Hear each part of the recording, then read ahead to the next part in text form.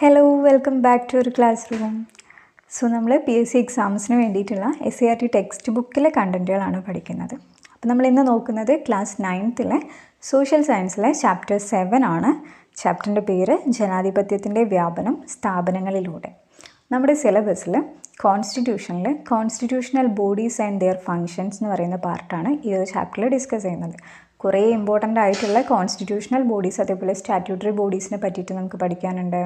അതിൻ്റെ formation, number of members, പിന്നെ മെമ്പേഴ്സിനെ appointment ചെയ്യുന്നത് ആരാണ്, ഫസ്റ്റ് ചെയർമാൻ ആരാണ്, അതേപോലെ കറൻറ്റ് ചെയർമാൻ ആരാണ്, ഇവരുടെ ടെന്യൂർ, അങ്ങനത്തെ കുറച്ച് കാര്യങ്ങളൊക്കെ നമുക്ക് പഠിക്കാനുണ്ട്. ഇമ്പോർട്ടൻറ്റുമാണ്, ഒരുപാട് ക്വസ്റ്റ്യൻ പേപ്പറിൽ കാണുന്നൊരു ഏരിയയും കൂടിയാണ്. അപ്പോൾ നിങ്ങൾ എന്ത് ചെയ്യണം, ഇത് ക്ലാസ് എടുക്കുന്നതിനനുസരിച്ച് തന്നെ നോട്ട്സ് പ്രിപ്പയർ ചെയ്യണം, എന്നിട്ട് പഠിച്ചു പോവാം കേട്ടോ. അപ്പോൾ ഇതിൻ്റെ സ്റ്റാർട്ടിങ്ങിൽ തന്നെ നമ്മുടെ കോൺസ്റ്റിറ്റ്യൂഷൻ്റെ പ്രിയാമ്പിൾ കൊടുത്തിട്ടുണ്ട്. അപ്പോൾ ഞാൻ ജസ്റ്റ് അത് നല്ല കാര്യങ്ങളും കൂടി ഒന്ന് പറയാം. പ്രിയാമ്പിളൊക്കെ നമ്മൾ ഓൾറെഡി പഠിച്ചതായിരിക്കും. അപ്പോൾ ഇവിടെ കൊടുത്തിട്ടുള്ളതാണ് നമ്മുടെ കോൺസ്റ്റിറ്റ്യൂഷൻ്റെ പ്രിയാമ്പിൾ എന്ന് പറയുന്നത്, ആമുഖം. അതിലെന്തൊക്കെയാണ് പറയുന്നത്, ആമുഖം തുടങ്ങുന്നത് എങ്ങനെയാണെന്നല്ല എപ്പോഴും പ്രീവിയസ് ഇയർ ക്വസ്റ്റ്യൻസ് വരുന്നതാണ്. We the people of India എന്നും പറഞ്ഞിട്ടാണ് നമ്മുടെ കോൺസ്റ്റിറ്റ്യൂഷൻ്റെ ആമുഖം തുടങ്ങുന്നത് അല്ലേ. ഭാരതത്തിലെ ജനങ്ങളായ നാം എന്നും പറഞ്ഞിട്ടാണ് തുടങ്ങുന്നത്. അത് ഇമ്പോർട്ടൻ്റ് ആണ് കേട്ടോ. പിന്നെ അതിൽ ഉള്ള വേർഡ്സുകളൊക്കെ ഇമ്പോർട്ടൻ്റ് ആണ്. Sovereign, socialist, secular, democratic, republic എന്നാണ് പറയുന്നത്. അത് ഇമ്പോർട്ടൻ്റ് ആണ്, പഠിച്ചു വയ്ക്കണം കേട്ടോ. ആ ഒരു order sovereign, socialist, secular, democratic, republic. നമ്മളൊരു കോഡൊക്കെ വെച്ച് പഠിച്ചിട്ടുണ്ടാവും. പസമജറി എന്ന് പറയും അല്ലേ. പരമാധികാര, സോഷ്യലിസ്റ്റ് അല്ലെങ്കിൽ സ്ഥിതി സമത്വം, മതേതരത്വം, ജനാധിപത്യ, റിപ്പബ്ലിക് എന്നാണ് പറയുന്നത്. പിന്നെ അതിൽ പറയുന്ന വേറെ വേർഡുകൾ ഏതൊക്കെയാണ്, ജസ്റ്റിസ്, ലിബർട്ടി, ഇക്വാലിറ്റി, ഫ്രെറ്റേണിറ്റി. ഈ 4 വാക്കുകൾ അതിൽ പറയുന്നുണ്ട്. Justice, liberty, equality, fraternity. Justice ആണെങ്കിൽ social, economic and political justice ആണ്. Liberty of thought, expression, belief, faith and worship. Equality of status and opportunity and to promote among them all. Fraternity assuring the dignity of the individual and the unity and integrity of the nation. ഇതിൽ കുറേ വേർഡുകൾ എന്താണ് നമ്മൾ പിന്നെ അമെൻമെൻറ്റിലൂടെ add ചെയ്തതാണ്. ഏതൊക്കെയാണ് ആ words, socialist, secular എന്ന് പറഞ്ഞിട്ടുള്ള വേർഡും അതേപോലെ ഇൻറ്റഗ്രിറ്റി എന്ന് പറഞ്ഞിട്ടുള്ള വേർഡും എന്താണ് നമ്മൾ 42nd അമെൻമെൻറ്റിലൂടെ ആമുഖത്തിൽ ആഡ് ചെയ്തിട്ടുള്ള വേർഡ്സാണ്. 42nd അമെൻമെൻറ്റ് ഏത് വർഷമായിരുന്നു, 1976 ആണല്ലേ. അതൊക്കെ ഒന്ന് പഠിച്ചു വെക്കണം കേട്ടോ. അതൊക്കെ ഇമ്പോർട്ടൻ്റ് ആയിട്ടുള്ള കാര്യങ്ങളാണ്. പിന്നെ ആമുഖത്തിൽ പറയുന്ന ഒരേ ഒരു ഡേറ്റ് അല്ലേ, 26th day of November 1949 അല്ല. ഈ ഡേറ്റിൻ്റെ പ്രത്യേകത എന്താണ്, 1949 November 26 എന്താണ് ആ ഒരു ഡേറ്റിൻ്റെ പ്രത്യേകത എന്ന് വെച്ചാൽ കോൺസ്റ്റിറ്റ്യൂവൻ്റ് അസംബ്ലി നമ്മുടെ കോൺസ്റ്റിറ്റ്യൂഷനെ അംഗീകരിച്ച ദിവസമാണ് അല്ലേ. അപ്പോൾ ആ ഒരു ഡേറ്റാണ് ആമുഖത്തിലുള്ളത്. അപ്പോൾ ഇത്രയും കാര്യങ്ങളൊന്ന് നോക്കി വെക്കുക. ഞാൻ അവിടെ കണ്ടപ്പം പറഞ്ഞതേ ഉള്ളൂ. അപ്പോൾ നമുക്ക് നമ്മുടെ ടോപ്പിക്കിലേക്ക് പോവാം. കോൺസ്റ്റിറ്റ്യൂഷണൽ ഇൻസ്റ്റിറ്റ്യൂഷനെ പറ്റിയിട്ടാണ് ഇതിൽ പറയുന്നത്. ഭരണഘടന നിലവിൽ വന്നപ്പോൾ തന്നെ രൂപീകരിക്കപ്പെട്ട സ്വയംഭരണ സ്ഥാപനങ്ങളാണ് ഭരണഘടനാ സ്ഥാപനങ്ങൾ എന്ന് പറയുന്നത്. ഭരണഘടനാ സ്ഥാപനങ്ങളുടെ അധികാരത്തിൻ്റെ ഉറവിടം ഭരണഘടനയാണ്. ഈ സ്ഥാപനങ്ങളുടെ അധികാരം, ഘടന എന്നിവയിൽ മാറ്റം വരുത്തുന്നതിന് ഭരണഘടനാ ഭേദഗതി അനിവാര്യവുമാണ്. അപ്പം ഭരണഘടനാ സ്ഥാപനങ്ങൾ എന്ന് വെച്ചാൽ ഭരണഘടന നിലവിൽ വരുന്ന സമയത്ത് തന്നെ രൂപീകരിക്കപ്പെട്ടിട്ടുള്ള സ്ഥാപനങ്ങളാണ്. അവയ്ക്കൊക്കെ എന്തുണ്ടായിരിക്കും, ആർട്ടിക്കിൾ ഉണ്ടായിരിക്കും അല്ലേ. അതിൻ്റെ രൂപീകരണവുമായി ബന്ധപ്പെട്ടിട്ടൊരു ആർട്ടിക്കിളും ഉണ്ടായിരിക്കും ഈ ഭരണഘടനാ സ്ഥാപനങ്ങൾക്കൊക്കെ. ഇനി അതിലെന്തെങ്കിലും ചേഞ്ചസ് വരുത്തണമെങ്കിൽ നമ്മൾ എന്ത് ചെയ്യണം, കോൺസ്റ്റിറ്റ്യൂഷന് അമെൻമെൻറ്റ് ചെയ്യണം അല്ലേ. ഭരണഘടനാ ഭേദഗതിയിലൂടെ മാത്രമേ ഉള്ളൂ ഈ ഒരു സ്ഥാപനങ്ങളുടെയൊക്കെ പ്രവർത്തനത്തിൽ എന്തെങ്കിലും മാറ്റങ്ങൾ വരുത്തണമെങ്കിൽ ഭരണഘടനാ ഭേദഗതി ആവശ്യമാണ്. ഇനി അതല്ലാത്ത ഭരണഘടനേതര സ്ഥാപനങ്ങളുമുണ്ട്. അതെന്താണെന്ന് വെച്ചാൽ പാർലമെൻറ്റ് പാസ്സാക്കുന്ന നിയമങ്ങൾ അനുസരിച്ച് രൂപം കൊള്ളുന്നവയാണ് ഭരണഘടനേതര സ്ഥാപനങ്ങൾ. ഇവയ്ക്ക് പിന്നീട് ആവശ്യാനുസരണം ഭരണഘടനാ പദവി ലഭിക്കാറുണ്ട് അല്ലെ. അമെൻമെൻറ്റിലൂടെ എന്ത് ചെയ്യാറുണ്ട്, ഭരണഘടനയിലേക്ക് ആഡ് ചെയ്യാറുണ്ട്. ഭരണഘടനയുടെ അടിസ്ഥാന മൂല്യങ്ങളായ സമത്വം, സ്വാതന്ത്ര്യം, സാമൂഹിക നീതി, മതേതരത്വം തുടങ്ങിയ ആശയങ്ങൾ നമ്മുടെ രാജ്യത്ത് പ്രായോഗിക തലത്തിൽ നടപ്പിലാക്കുന്നതിൽ ഈ സ്ഥാപനങ്ങൾ മുഖ്യ പങ്ക് വഹിക്കുന്നു അല്ലെ. ഭരണഘടനയിൽ നമ്മൾ കുറേ കാര്യങ്ങളെ പറ്റി പറയുന്നുണ്ടല്ലേ. രാജ്യത്ത് ഇങ്ങനെ ആയിരിക്കണം, ആൾക്കാർക്ക് ഇങ്ങനെ അവകാശങ്ങൾ കിട്ടണം, അങ്ങനെ കുറേ കാര്യങ്ങൾ സംരക്ഷിക്കപ്പെടണം എന്നൊക്കെ പറയുന്നുണ്ട്. അപ്പോൾ അതൊക്കെ പ്രായോഗികമായിട്ട് നടപ്പിലാക്കാൻ വേണ്ടിയിട്ടാണ് ഈ ഭരണഘടനാ സ്ഥാപനങ്ങളൊക്കെ നിയമിച്ചിട്ടുള്ളത്. ഒക്കെ പ്രായോഗികമായിട്ട് നടപ്പിലാക്കാൻ വേണ്ടിയിട്ട്. അപ്പോൾ ഓരോന്നായിട്ട് നമുക്ക് പഠിക്കാം. ഫസ്റ്റ് നമ്മൾ പഠിക്കുന്ന ഒരു കോൺസ്റ്റിറ്റ്യൂഷണൽ ബോഡിയാണ് തിരഞ്ഞെടുപ്പ് കമ്മീഷൻ എന്ന് പറയുന്നത്. ഇലക്ഷൻ കമ്മീഷനെ പറ്റിയിട്ടാണ് ഫസ്റ്റ് പഠിക്കാനുള്ളത്. എന്തായാലും പഠിച്ചു വയ്ക്കും. ഇപ്പം ഇലക്ഷനൊക്കെ വരുന്നതല്ലേ. അപ്പം നമുക്ക് ക്വസ്റ്റ്യൻസും എക്സ്പെക്റ്റ് ചെയ്യാം. അപ്പം ഇലക്ഷൻ കമ്മീഷൻ എന്ന് വെച്ചാൽ എന്താണ്? ജനാധിപത്യ ഭരണ സംവിധാനത്തിൽ ജനപ്രതിനിധികളും ഭരണാധികാരികളും അധികാരത്തിലെത്തുന്നത് തിരഞ്ഞെടുപ്പുകളിലൂടെയാണ് അല്ലേ? അതുകൊണ്ട് തന്നെ നീതിപൂർവവും നിഷ്പക്ഷവുമായ തിരഞ്ഞെടുപ്പ് ഉറപ്പുവരുത്തുന്നതിന് സ്വതന്ത്രവും ആധികാരികവുമായ ഒരു സംവിധാനം അനിവാര്യമാണ്. ഇന്ത്യയിൽ ഈ ഉത്തരവാദിത്വം നിർവഹിക്കുന്ന ഭരണഘടനാ സ്ഥാപനമാണ് തിരഞ്ഞെടുപ്പ് കമ്മീഷൻ അഥവാ ഇലക്ഷൻ കമ്മീഷൻ ഓഫ് ഇന്ത്യ എന്ന് പറയുന്നത്. അപ്പം എന്താണ്, നമ്മുടെ തിരഞ്ഞെടുപ്പിലൂടെയാണ് നമ്മൾ എന്ത് ചെയ്യുന്നത്, ഈ അധികാരികളെയൊക്കെ നിയമിക്കുന്നതല്ലേ. അപ്പം അങ്ങനെ ഈ തിരഞ്ഞെടുപ്പ് നടത്തുക അത്രയും ഇമ്പോർട്ടൻ്റ് ആയിട്ടുള്ളൊരു കാര്യമാണ് നമ്മുടെ രാജ്യത്ത് തിരഞ്ഞെടുപ്പ് എന്ന് പറയുന്നത്. അത് നടത്തുന്നത് ഈ രാഷ്ട്രീയ പാർട്ടികളിൽ നിന്നൊക്കെ സ്വതന്ത്രമായിട്ടുള്ളൊരു ബോഡി ആയിരിക്കണം അല്ലേ. അത് മാനേജ് ചെയ്യുന്നതും കാര്യങ്ങൾ അതിനെ നടത്തിപ്പൊക്കെ നടക്കേണ്ടത് ആരാലും സ്വാധീനിക്കപ്പെടാൻ പാടില്ലാത്ത ഒരു ബോഡി ആയിരിക്കണം നടത്തുന്നത്. അപ്പം അതിന് വേണ്ടിയിട്ട് ഉണ്ടാക്കിയിട്ടുള്ളൊരു ബോഡിയാണ് ഇത് തിരഞ്ഞെടുപ്പ് കമ്മീഷൻ അല്ലെങ്കിൽ ഇലക്ഷൻ കമ്മീഷൻ ഓഫ് ഇന്ത്യ എന്ന് പറയുന്നത്. നമ്മുടെ രാജ്യത്തെ തിരഞ്ഞെടുപ്പുമായി ബന്ധപ്പെട്ടിട്ടുള്ള എല്ലാ കാര്യങ്ങളും ഡീൽ ചെയ്യുന്നത് അവരായിരിക്കും. തിരഞ്ഞെടുപ്പ് കമ്മീഷൻ്റെ ആസ്ഥാനം കൊടുത്തിട്ടുണ്ട് എവിടെയാണ്? ന്യൂഡൽഹിയാണ്. ഭരണഘടനയുടെ അനുച്ഛേദം 324 പ്രകാരം 1950 ജനുവരി 25 ഇന്ത്യൻ തിരഞ്ഞെടുപ്പ് കമ്മീഷൻ നിലവിൽ വന്നത്. ഇതൊക്കെ പഠിക്കാനുള്ളതാണ് കേട്ടോ. ഇനി പോകെ ഇനിയും കൂടുതൽ ഡേറ്റുകളൊക്കെ പഠിക്കാണ്ട്. അപ്പം നമുക്ക് മാറിപ്പോരുത്, ഇപ്പം തന്നെ പഠിച്ചിട്ട് പോവാം. അപ്പം election commission of India article ഏതാണ്? 324. ഞാൻ പറഞ്ഞല്ലോ, ഭരണഘടനാ സ്ഥാപനമാണെങ്കിൽ അതിനൊരു ആർട്ടിക്കിൾ ഉണ്ടായിരിക്കും. അപ്പോൾ ഇലക്ഷൻ കമ്മീഷൻ ഓഫ് ഇന്ത്യൻ്റെ ആർട്ടിക്കിളാണ് 324 കേട്ടോ, പഠിച്ചിരിക്കണേ. ആർട്ടിക്കിൾ 324 പ്രകാരമാണ് ഇലക്ഷൻ കമ്മീഷൻ ഓഫ് ഇന്ത്യ നിലവിൽ വന്നത്. നിലവിൽ വന്ന ഡേറ്റ് എപ്പോഴാണ്? 1950 ജനുവരി 25 ഇലക്ഷൻ കമ്മീഷൻ ഓഫ് ഇന്ത്യ നിലവിൽ വരുന്നത്. 1950 ജനുവരി 25. മുഖ്യ തിരഞ്ഞെടുപ്പ് കമ്മീഷണറും 2 കമ്മീഷണർമാരും ചേർന്നതാണ് നിലവിലെ തിരഞ്ഞെടുപ്പ് കമ്മീഷൻ. അപ്പോൾ ഈ ഒരു തിരഞ്ഞെടുപ്പ് കമ്മീഷൻ എന്ന് പറയുന്നത് എത്ര പേരാണ്? മെമ്പേഴ്സ് എത്ര പേരാണെന്ന് കിട്ടിയില്ലേ? 3 ആൾക്കാരാണല്ലേ. ഒരാളാരാണ്? ഒരു മുഖ്യ തിരഞ്ഞെടുപ്പ് കമ്മീഷൻ അല്ലെങ്കിൽ ചീഫ് ഇലക്ഷൻ കമ്മീഷണർ എന്ന് പറയും. വേറെ 2 കമ്മീഷണർമാരും ഉണ്ട്. അങ്ങനെ ടോട്ടൽ 3 ആൾക്കാരാണ് ഈ ഇലക്ഷൻ കമ്മീഷൻ ഓഫ് ഇന്ത്യയിലുള്ള മെമ്പേഴ്സ് എന്ന് പറയുന്നത്. രാഷ്ട്രപതിയാണ് ഇവരെ നിയമിക്കുന്നത്, അപ്പോയിൻറ്റ് ചെയ്യുന്നത്. ആരാണ്? രാഷ്ട്രപതിയാണ്. 6 വർഷമോ അല്ലെങ്കിൽ 65 വയസ്സ് വരെയോ ആണ് കമ്മീഷൻ അംഗങ്ങളുടെ ഔദ്യോഗിക കാലാവധി. അതും പഠിച്ചു വയ്ക്കണം. എത്രയാണ് ഡ്യൂറേഷൻ അല്ലെങ്കിൽ ടെന്യൂർ എന്ന് പറയുന്നത്? 6 ഇയേഴ്സ് അല്ലെങ്കിൽ 65 ഇയേഴ്സ് ഓഫ് ഏജ് ആണ് പറയുന്നത്. 6 വർഷം അല്ലെങ്കിൽ 65 വയസ്സ് വരെയാണ് ഈ അംഗങ്ങളുടെ കാലാവധി വരുന്നത്. ഇംപീച്ച്മെൻറ്റിലൂടെ മാത്രമേ മുഖ്യ തെരഞ്ഞെടുപ്പ് കമ്മീഷണറെ തൽസ്ഥാനത്തു നിന്നും നീക്കം ചെയ്യാൻ സാധിക്കുള്ളൂ. കേന്ദ്രഭരണ പ്രദേശങ്ങളിലും സംസ്ഥാനങ്ങളിലും തിരഞ്ഞെടുപ്പ് കമ്മീഷൻ്റെ പ്രവർത്തനങ്ങൾ ഏകോപിപ്പിക്കുന്നത് ചീഫ് ഇലക്ടറൽ ഓഫീസർമാരാണ്. അപ്പം ഇലക്ഷൻ കമ്മീഷനെ പറ്റി ഇപ്പം പറഞ്ഞിട്ടുള്ള ഈ കാര്യങ്ങളൊക്കെ നമുക്ക് പഠിച്ചിട്ട് പോകണം. അപ്പം ഇലക്ഷൻ കമ്മീഷൻ ഓഫ് ഇന്ത്യ എന്തിനാണ്? ഇലക്ഷനുമായിട്ട് ബന്ധപ്പെട്ട കാര്യങ്ങളൊക്കെ ഡീൽ ചെയ്യാനാണ്. അതൊക്കെ നമുക്ക് ഫങ്ഷൻസൊക്കെ പഠിക്കാനുണ്ട്. അപ്പം ബേസിക് ആയിട്ടുള്ള കാര്യങ്ങൾ ആർട്ടിക്കിൾ 324 പ്രകാരമാണ് എസ്റ്റാബ്ലിഷ് ചെയ്തിട്ടുള്ളത്.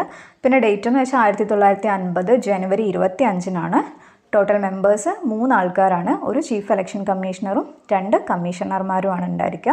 ഇവരെ നിയമിക്കുന്നത് ആരാണ്? പ്രസിഡൻ്റാണ് നിയമിക്കുന്നത്. 6 വർഷം അല്ലെങ്കിൽ 65 വയസ്സാണ് ഇവരുടെ ഔദ്യോഗിക കാലാവധി വരുന്നത്.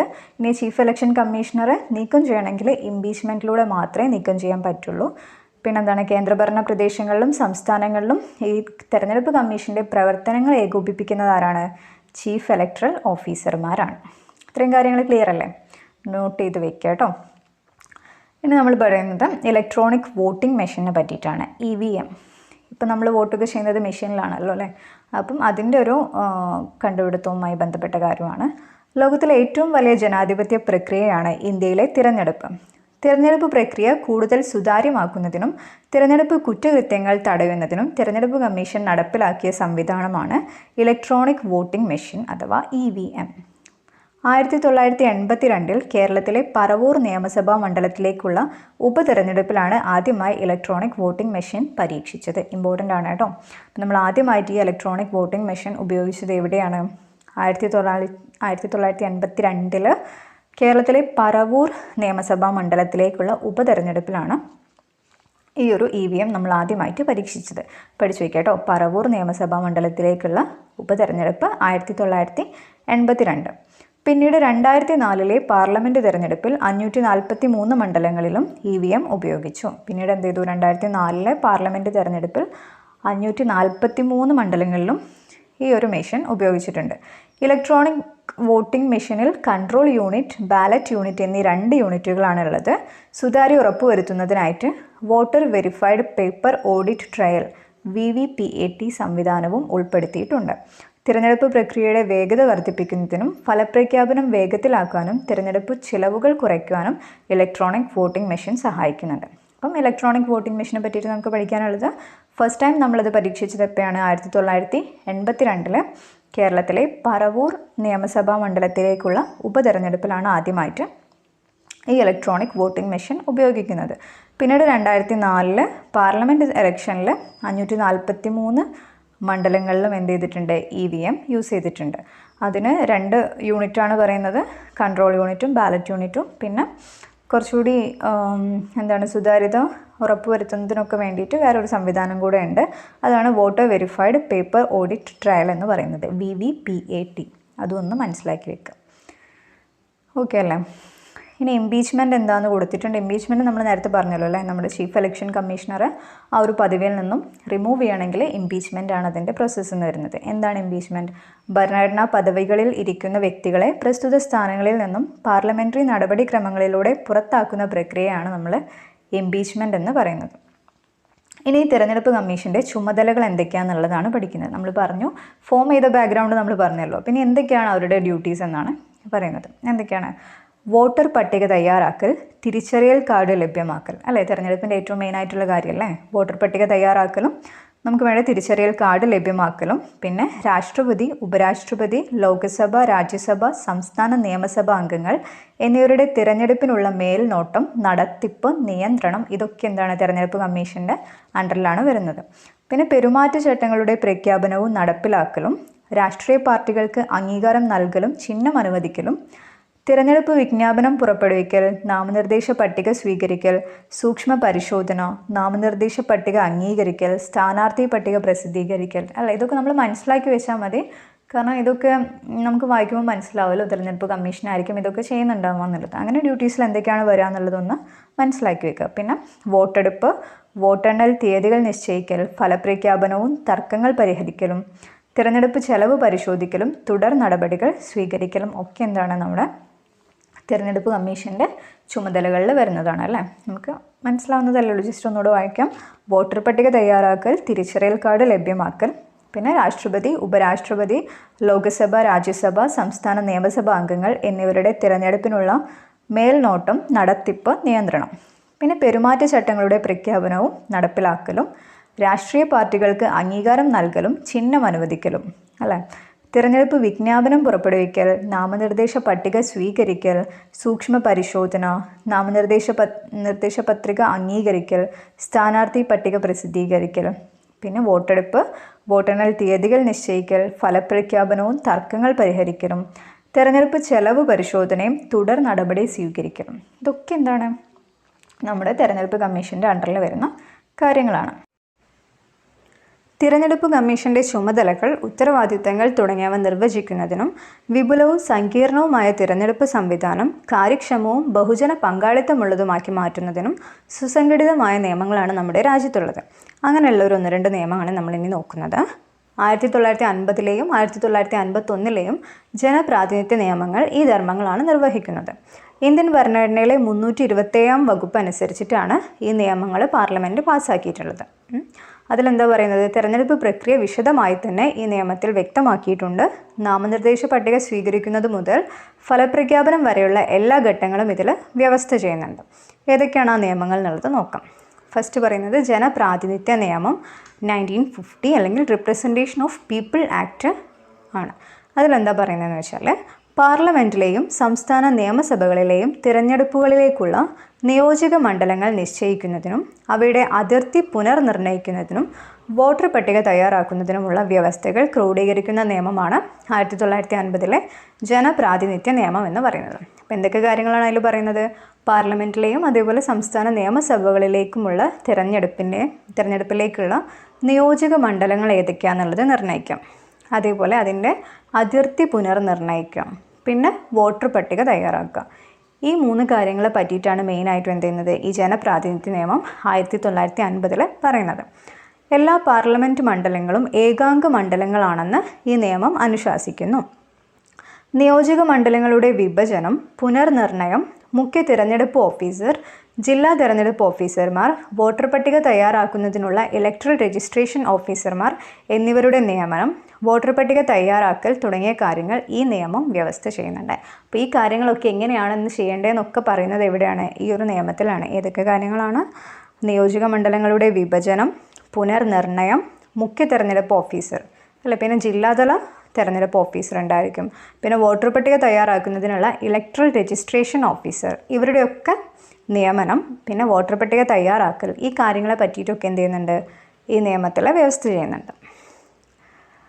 ഇനി അടുത്ത നിയമം നോക്കുന്നതിന് മുൻപ് ദേശീയ സമ്മതിദായക ദിനം അല്ലെങ്കിൽ നാഷണൽ വോട്ടേഴ്സ് ഡേ എന്നാന്നുള്ളതും കൂടെ നമുക്കൊന്ന് നോക്കാം. നമ്മൾ നേരത്തെ പഠിച്ചിട്ടുണ്ടായിരുന്നു അല്ലേ, ഇലക്ഷൻ കമ്മീഷൻ നിലവിൽ വന്നത് 1950 ജനുവരി 25 അല്ലേ. ആ ജനുവരി 25 നമ്മൾ ദേശീയ സമ്മതിദായക ദിനം അല്ലെങ്കിൽ നാഷണൽ വോട്ടേഴ്സ് ഡേ എന്ന് പറഞ്ഞ് ആചരിക്കുന്നത്. 2011 മുതലാണ് ഈ ദിനം ആചരിച്ചു തുടങ്ങിയത്. 1950 ജനുവരി 25 തിരഞ്ഞെടുപ്പ് കമ്മീഷൻ നിലവിൽ വന്നത്. തിരഞ്ഞെടുപ്പ് കമ്മീഷൻ്റെ സ്ഥാപക ദിനം എന്ന നിലയിലാണ് ജനുവരി 25 ദേശീയ സമ്മതിദായക ദിനമായി ആചരിക്കാൻ തീരുമാനിച്ചത്. രാജ്യത്തെ എല്ലാ വോട്ടർമാരെയും തിരഞ്ഞെടുപ്പ് പ്രക്രിയയിൽ സജീവ പങ്കാളിയാക്കുന്നതിനും സമ്മതിദാനാവകാശം വിനിയോഗിക്കുന്നത് പ്രോത്സാഹിപ്പിക്കുന്നതിനുമായിട്ടാണ് ദേശീയ സമ്മതിദായക ദിനം ആചരിക്കുന്നത്. അപ്പം ജനുവരി 25 എന്ത്? നാഷണൽ വോട്ടേഴ്സ് ഡേ എന്ന് പറഞ്ഞിട്ട് നമ്മൾ ആചരിക്കുന്നത്. അതും കൂടെ ഒന്ന് പഠിച്ചു വയ്ക്കുക കേട്ടോ. ഈ ഇലക്ഷൻ കമ്മീഷൻ ഓഫ് ഇന്ത്യ നിലവിൽ വന്ന ഡേറ്റാണ് 1950 ജനുവരി 25. അതുകൊണ്ടാണ് നമ്മൾ ജനുവരി 25 എന്ത് ചെയ്യുന്നത്? വോട്ടേഴ്സ് ഡേ ആയിട്ട് ആചരിക്കുന്നത്. ഇനി അടുത്ത നിയമം ജനപ്രാതിനിധ്യ നിയമം 1951. നേരത്തെ പറഞ്ഞത് 50 ആയിരുന്നു, ഇപ്പം 51ത്തെയാണ് കേട്ടോ. Representation of people act 1951. Indian പാർലമെൻറ്റിലേക്കും സംസ്ഥാന നിയമസഭകളിലേക്കും തിരഞ്ഞെടുപ്പ് നടത്തുന്നതിനും തിരഞ്ഞെടുക്കപ്പെട്ടവരുടെ യോഗ്യതയും അയോഗ്യതയും നിർണ്ണയിക്കുന്നതിനും തിരഞ്ഞെടുപ്പ് തർക്കങ്ങൾക്കുള്ള പരിഹാരങ്ങൾ വ്യവസ്ഥ ചെയ്യുന്നതിനുമുള്ള നിയമമാണ് 1951 ജനപ്രാതിനിധ്യം നിയമം. നേരത്തെ നമ്മൾ പറഞ്ഞതിൽ കൂടുതലും എന്തായിരുന്നു? ഈ മണ്ഡലങ്ങളെ ബേസ് ചെയ്തത്, അതായത് മണ്ഡലങ്ങൾ നിർണ്ണയിക്കൽ, അതിൻ്റെ അതിർത്തി നിർണ്ണയിക്കൽ, വോട്ടർ പട്ടിക തയ്യാറാക്കൽ, പിന്നെ അപ്പോയിൻമെൻറ്റ്, അങ്ങനത്തെ കാര്യങ്ങളൊക്കെ ആയിരുന്നു. അപ്പോൾ ഇതിൽ പറയുന്നത് എന്താണെന്ന് വെച്ചാൽ എന്താണ്? ഈ തിരഞ്ഞെടുപ്പ് നടത്തുന്നതുണ്ട്, പിന്നെ നടത്തുന്നതിനും തിരഞ്ഞെടുക്കപ്പെട്ട ആൾക്കാരുടെ യോഗ്യത അതേപോലെ അയോഗ്യത അതൊക്കെ നിർണ്ണയിക്കുന്നതും പിന്നെ ഇതുമായിട്ട് ബന്ധപ്പെട്ട് തിരഞ്ഞെടുപ്പുമായിട്ട് ബന്ധപ്പെട്ടുണ്ടാവുന്ന തർക്കങ്ങൾക്കുള്ള പരിഹാരങ്ങളെ പറ്റിയിട്ടൊക്കെയാണ് ഈ ഒരു നിയമത്തിൽ പറയുന്നത്. ഈ നിയമത്തിൽ തിരഞ്ഞെടുപ്പുമായി ബന്ധപ്പെട്ട കുറ്റകൃത്യങ്ങൾ, പാർലമെൻറ്റ് അംഗങ്ങളുടെ യോഗ്യതകൾ അയോഗ്യതകൾ എന്നിവയെക്കുറിച്ച് പ്രതിപാദിക്കുന്നുണ്ട്. പാർലമെൻറ്റിലെയും സംസ്ഥാന നിയമസഭകളിലെയും അംഗങ്ങളെ അയോഗ്യരാക്കുന്നതിനെക്കുറിച്ചും തിരഞ്ഞെടുപ്പ് സംവിധാനത്തെക്കുറിച്ചും മുഖ്യ തിരഞ്ഞെടുപ്പ് കമ്മീഷണർ, ജില്ലാ തിരഞ്ഞെടുപ്പ് ഓഫീസർ, തിരഞ്ഞെടുപ്പ് നിരീക്ഷകൻ, റിട്ടേണിംഗ് ഓഫീസർമാർ എന്നിവരുടെ ചുമതലകളും യോഗ്യതകളും ഈ നിയമത്തിൽ നിർവചിക്കുന്നു. നേരത്തെ പറഞ്ഞിട്ടുണ്ടായിരുന്നത് ഈ മുഖ്യ തിരഞ്ഞെടുപ്പ് കമ്മീഷൻ്റെയും അതേപോലെ ജില്ലാതല തിരഞ്ഞെടുപ്പ് കമ്മീഷൻ്റെയും ഒക്കെ നിയമനത്തിന് പറ്റിയിട്ടായിരുന്നു പറഞ്ഞിട്ടുണ്ടായിരുന്നത്. ഇതിലെന്താ പറയുന്നത്? അവരുടെ യോഗ്യതയും പറയുന്നുണ്ട്, അതേപോലെ ചുമതലകളെ പറ്റിയിട്ടുമാണ് ഈ ഒരു നിയമത്തിൽ പറയുന്നത്. രാഷ്ട്രീയ പാർട്ടികളുടെ രജിസ്ട്രേഷനെ കുറിച്ചും ഈ നിയമത്തിൽ പ്രതിപാദിക്കുന്നുണ്ട് അല്ലേ, രാഷ്ട്രീയ പാർട്ടികളുടെ രജിസ്ട്രേഷൻ. പിന്നെ ഈ നിയമപ്രകാരം ഏത് സംഘടനയ്ക്കും രാഷ്ട്രീയ പാർട്ടിയായി മാറണമെങ്കിൽ തിരഞ്ഞെടുപ്പ് കമ്മീഷനിൽ രജിസ്റ്റർ ചെയ്യേണ്ടതുണ്ട്. ദേശീയ പാർട്ടി, പ്രാദേശിക പാർട്ടി എന്നീ പദവികൾക്കുള്ള മാനദണ്ഡങ്ങളും തിരഞ്ഞെടുപ്പ് ചിഹ്നങ്ങൾ ലഭിക്കാനുള്ള മാനദണ്ഡങ്ങളും ഈ നിയമത്തിലാണ് വ്യവസ്ഥ ചെയ്യുന്നത്. ഏത് നിയമത്തിലാണ്? റെപ്രസെൻറ്റേഷൻ ഓഫ് പീപ്പിൾ ആക്ട് 1951 കേട്ടോ ഈ കാര്യങ്ങളൊക്കെ പറയുന്നത്. അപ്പോൾ ഒന്ന് പഠിച്ചു വെക്കണം, എന്തൊക്കെയാണെന്നുള്ളത് മനസ്സിലാക്കി വെച്ചാൽ മതി. ഫസ്റ്റ് നമ്മൾ ജനപ്രാതിനിധ്യ നിയമം 1950 എന്തൊക്കെയായിരുന്നു പറഞ്ഞത്? പാർലമെൻറ്റിലെയും അതേപോലെ സംസ്ഥാന നിയമനിർമ്മാണ സഭകളിലേക്കുമുള്ള നിയോജക മണ്ഡലങ്ങൾ അല്ലേ, തിരഞ്ഞെടുപ്പിലേക്കുള്ള നിയോജക മണ്ഡലങ്ങളുടെ നിശ്ചയിക്കലും അതേപോലെ അതിൻ്റെ അതിർത്തി പുനർനിർണ്ണയം, പിന്നെ വോട്ടർ പട്ടിക തയ്യാറാക്കൽ, പിന്നെ കുറച്ച് നിയമനങ്ങളെ പറ്റിയിട്ടും പറഞ്ഞിട്ടുണ്ടായിരുന്നു. ആരൊക്കെയാണ്? ചീഫ് ഇലക്ഷൻ കമ്മീഷണർ, ജില്ലാ തിരഞ്ഞെടുപ്പ് ഓഫീസർ, ഇലക്ട്രൽ രജിസ്ട്രേഷൻ ഓഫീസർ, ഇവരുടെയൊക്കെ അപ്പോയിൻമെൻറ്റിനെ പറ്റിയിട്ടുമാണ് 1951 ജനപ്രാതിനിധ്യ നിയമത്തിൽ പറഞ്ഞിട്ടുണ്ടായിരുന്നത്. ഇനി 1951 ജനപ്രാതിനിധ്യ നിയമത്തിൽ പറയുന്നത് എന്തൊക്കെയാണെന്ന് വെച്ചാൽ ഈ തിരഞ്ഞെടുക്കപ്പെട്ട ആൾക്കാരുടെ യോഗ്യതയും അയോഗ്യതയും നിർണ്ണയിക്കൽ, പിന്നെ തിരഞ്ഞെടുപ്പുമായിട്ട് ബന്ധപ്പെട്ടുണ്ടാകുന്ന കുറ്റകൃത്യങ്ങൾ, അതേപോലെ തർക്കങ്ങൾ ഉണ്ടാവുകയാണെങ്കിൽ അതിൻ്റെ പരിഹാരം, പിന്നെ ഈ അംഗങ്ങളെ അയോഗ്യരാക്കുന്നതിനെക്കുറിച്ചും അതിൻ്റെ പ്രൊസീജിയർ എന്താണെന്നുള്ളതും, പിന്നെ chief election commissioner, state election commissioner, പിന്നെ തിരഞ്ഞെടുപ്പ് നിരീക്ഷകൻ, റിട്ടേണിംഗ് ഓഫീസർ, ഇവരുടെയൊക്കെ യോഗ്യതയും ചുമതലയും അല്ലേ. പിന്നെ രാഷ്ട്രീയ പാർട്ടികളുടെ രജിസ്ട്രേഷൻ. രാഷ്ട്രീയ പാർട്ടികൾക്ക് എന്ത് ചെയ്യാൻ പറ്റും? രാഷ്ട്രീയ പാർട്ടി അല്ലെങ്കിൽ പ്രാദേശിക പാർട്ടി എന്നീ പദവി കിട്ടാനുള്ള ക്രൈറ്റീരിയാസ് എന്തൊക്കെയാണെന്നുള്ളത് ഇതിൽ പറയുന്നുണ്ട്. പിന്നെ തിരഞ്ഞെടുപ്പ് ചിഹ്നങ്ങൾ ലഭിക്കാനുള്ള മാനദണ്ഡങ്ങളെ പറ്റിയിട്ടൊക്കെ ഈ ഒരു നിയമത്തിലാണ് പറയുന്നത്. അപ്പം ഒന്ന് മനസ്സിലാക്കി വെക്കുക കേട്ടോ. ക്ലിയർ അല്ലേ? 1950 1951 എന്താണ് റെപ്രസെൻറ്റേഷൻ ഓഫ് പീപ്പിൾ ആക്ട് എന്നതിലാണ് ഇതിനെ പറ്റി പറയുന്നത്. ഓക്കെ, നമുക്ക് അതിൽ തന്നെ സ്റ്റിക്ക് ചെയ്യാണ്ട് അടുത്തതിലേക്ക് നോക്കാം. അടുത്ത നമ്മൾ നോക്കുന്നത് സംസ്ഥാന തിരഞ്ഞെടുപ്പ് കമ്മീഷൻ. ഇപ്പോൾ ഇതുവരെ നമ്മൾ പറഞ്ഞത് ആരെ പറ്റിയിട്ടാണ്? സംസ്ഥാനത്തിൻ്റെ എല്ലാം മൊത്തത്തിലുള്ള നാഷണലായിട്ട് വരുന്നതാണ് കേട്ടോ. എന്താണ് ഇലക്ഷൻ കമ്മീഷൻ ഓഫ് ഇന്ത്യക്ക് മൊത്തമായിട്ട് വരുന്ന ഇലക്ഷൻ കമ്മീഷനെ പറ്റിയിട്ടാണ് പറഞ്ഞത്. ഇനി നമ്മൾ നോക്കുന്നത് സംസ്ഥാന തിരഞ്ഞെടുപ്പ് കമ്മീഷൻ്റെതാണ്. കേന്ദ്ര തിരഞ്ഞെടുപ്പ് കമ്മീഷനെ കൂടാതെ ഓരോ സംസ്ഥാനങ്ങളിലും സംസ്ഥാനതല തിരഞ്ഞെടുപ്പ് കമ്മീഷനുകളുമുണ്ട്. 73-74 ഭരണഘടനാ ഭേദഗതികളിലൂടെ സംസ്ഥാനങ്ങളിൽ തിരഞ്ഞെടുപ്പ് കമ്മീഷനുകൾ നിലവിൽ വന്നു. ഏതൊക്കെ അമെൻമെൻ്റ് ആണെന്നുള്ളത് പഠിച്ചു വയ്ക്കണം. 73-യും 74-ഉമാണ് കേട്ടോ. ഈ അമെൻമെൻറ്റിലൂടെയാണ് സംസ്ഥാന തിരഞ്ഞെടുപ്പ് കമ്മീഷൻ എന്ത് ചെയ്യുന്നത്? ഭരണഘടനയിലേക്ക് ആഡ് ചെയ്യുന്നത്. ഭരണഘടനയുടെ 243K, 243 സെറ്റ് എ എന്നീ അനുച്ഛേദങ്ങൾ പ്രകാരമാണിത് രൂപപ്പെട്ടിട്ടുള്ളത്. അപ്പം നമ്മൾ നേരത്തെ പറഞ്ഞ ഇലക്ഷൻ കമ്മീഷൻ ഓഫ് ഇന്ത്യയുടെ അനുച്ഛേദം ഏതായിരുന്നു? ഏത് ആർട്ടിക്കിൾ പ്രകാരമായിരുന്നു കേന്ദ്ര ഇലക്ഷൻ കമ്മീഷൻ നിലവിൽ വന്നിട്ടുണ്ടായിരുന്നത്? ഓർമ്മയില്ല, ആർട്ടിക്കിൾ 324 പ്രകാരമാണല്ലേ. അപ്പം സ്റ്റേറ്റിൻ്റെ ആണെങ്കിൽ സ്റ്റേറ്റ് ഇലക്ഷൻ കമ്മീഷൻ അല്ലെങ്കിൽ സംസ്ഥാന തിരഞ്ഞെടുപ്പ് കമ്മീഷൻ ആണെങ്കിൽ 243Kയും 243 സെറ്റ് എയുമാണ് ആർട്ടിക്കിൾ വരുന്നത്. തദ്ദേശ സ്വയംഭരണ സ്ഥാപനങ്ങളിലേക്കുള്ള വോട്ടർ പട്ടിക തയ്യാറാക്കൽ, തിരഞ്ഞെടുപ്പിനുള്ള മേൽനോട്ടവും നിയന്ത്രണവും തുടങ്ങിയ ചുമതലകൾ സംസ്ഥാന തിരഞ്ഞെടുപ്പ് കമ്മീഷനുകളാണ് നിർവഹിക്കുന്നത്. തദ്ദേശ സ്വയംഭരണ സ്ഥാപനങ്ങളിലെ അംഗങ്ങളുടെ സംവരണ സ്ഥാനങ്ങൾ നിശ്ചയിക്കുന്നതും കമ്മീഷനാണ്. കേരള സംസ്ഥാന തിരഞ്ഞെടുപ്പ് കമ്മീഷൻ നിലവിൽ വന്നത് 1993 ഡിസംബർ 3-നാണ്.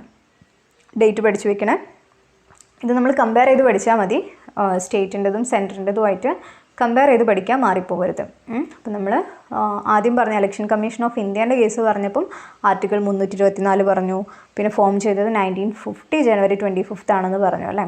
പിന്നെ സ്റ്റേറ്റിൻ്റെ നോക്കുവാണെങ്കിൽ ഏതാണ് ആർട്ടിക്കിൾ 243Kയും 243 സെറ്റ് എയുമാണ് വരുന്നത്.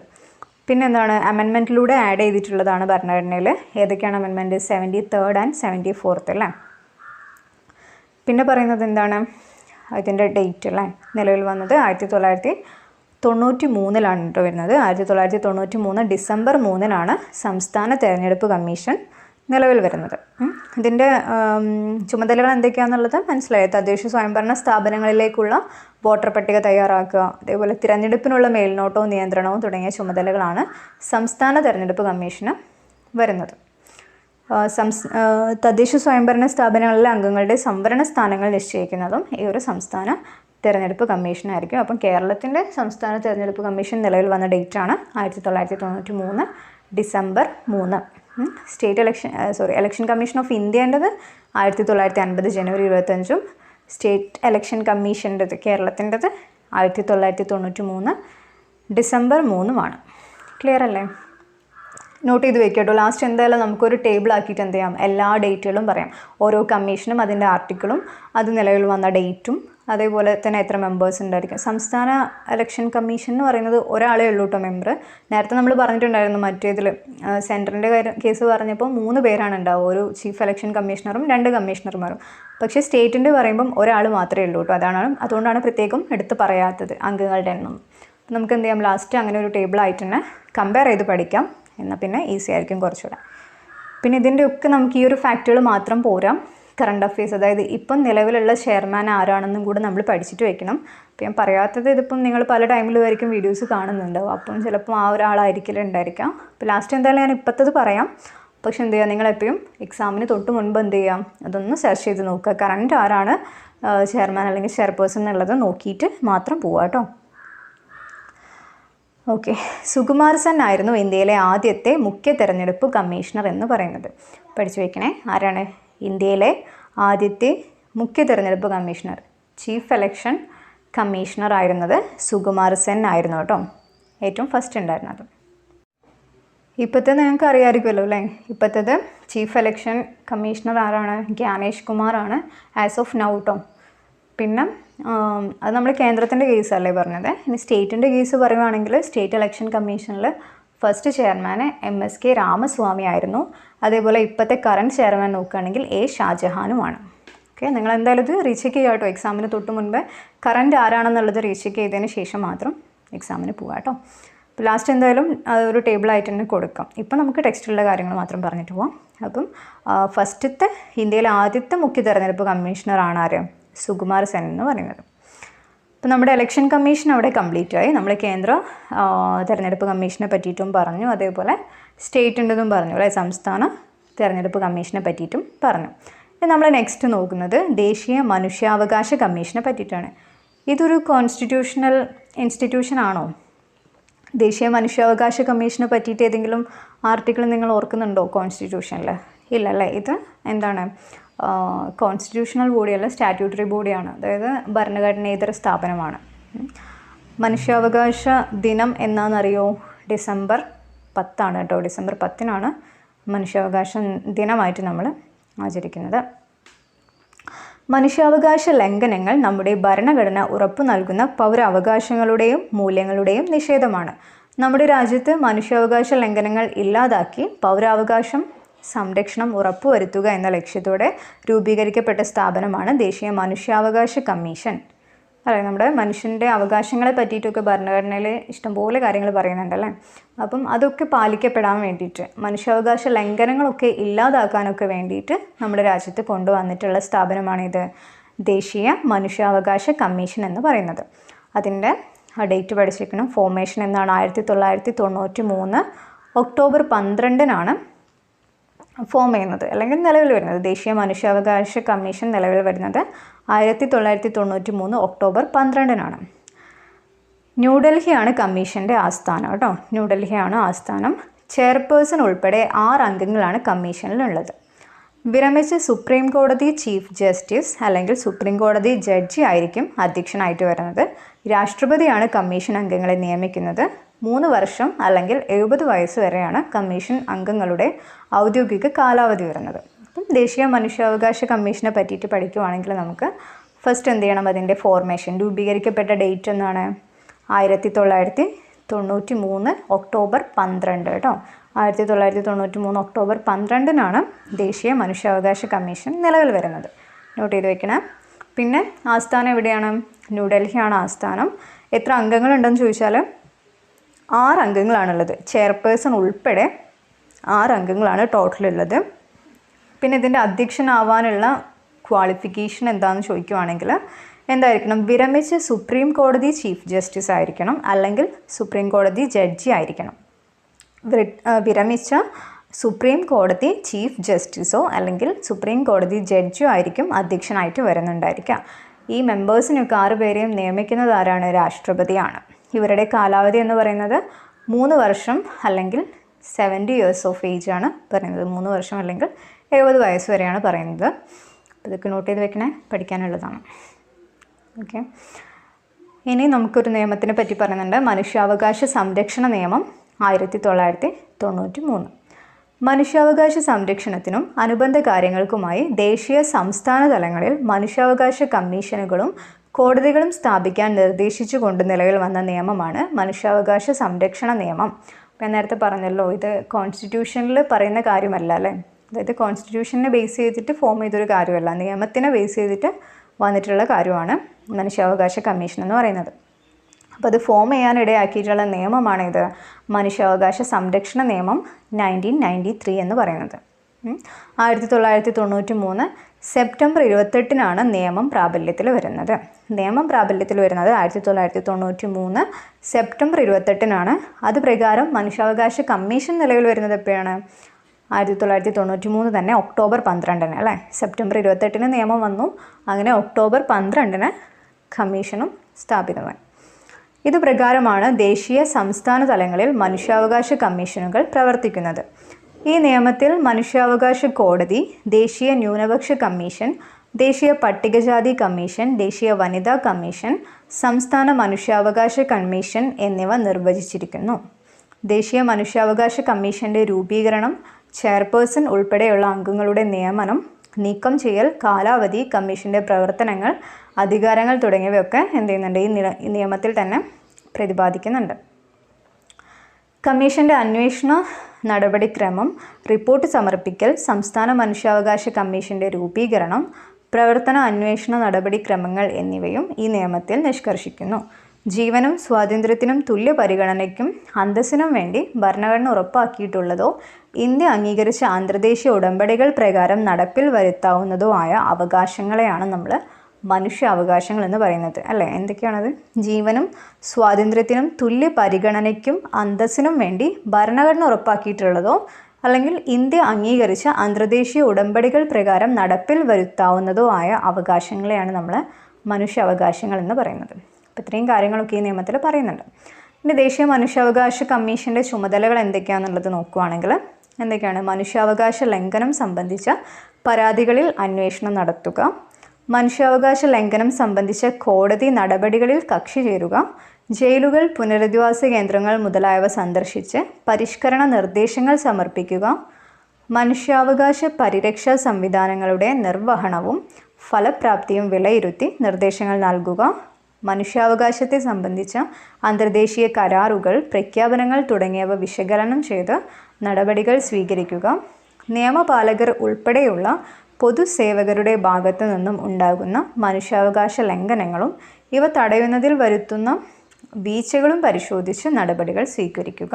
അല്ലേ? ഇതൊക്കെ നമുക്ക് വായിച്ചാൽ മനസ്സിലാവുന്നതല്ലേ ഉള്ളൂ അല്ലേ? എന്തൊക്കെയാണ് മനുഷ്യാവകാശ കമ്മീഷൻ്റെ ചുമതലകൾ എന്നൊക്കെ ഉള്ളത്. മനുഷ്യാവകാശ ലംഘനം നടക്കുമ്പം അതിൽ ഇടപെടുക, അതേപോലെ അത് നടക്കാണ്ടിരിക്കാൻ വേണ്ടിയിട്ടുള്ള കാര്യങ്ങളും ഒക്കെ പറയുന്നുണ്ടല്ലേ. അതൊന്ന് മനസ്സിലാക്കി വെച്ചാൽ മതി. ഇതേപോലെ ഇപ്പോൾ നമ്മൾ പറഞ്ഞത് ദേശീയ മനുഷ്യാവകാശ കമ്മീഷനെ പറ്റിയിട്ടാണ്. അതേപോലെ സംസ്ഥാനത്തിനും എന്തുണ്ട്? മനുഷ്യാവകാശ കമ്മീഷനുണ്ട്. ദേശീയ മനുഷ്യാവകാശ കമ്മീഷന് സമാനമായി സംസ്ഥാനങ്ങളിലും മനുഷ്യാവകാശ കമ്മീഷനുകൾ നിലവിലുണ്ട്. അപ്പം കേരളത്തിൻ്റെ സംസ്ഥാന മനുഷ്യാവകാശ കമ്മീഷൻ നിലവിൽ വന്നത് 1998 ഡിസംബർ 11 1998 ഡിസംബർ 11 കേരള സംസ്ഥാന മനുഷ്യാവകാശ കമ്മീഷൻ നിലവിൽ വന്നത്. ചെയർപേഴ്സൺ ഉൾപ്പെടെ 3 അംഗങ്ങളാണ്.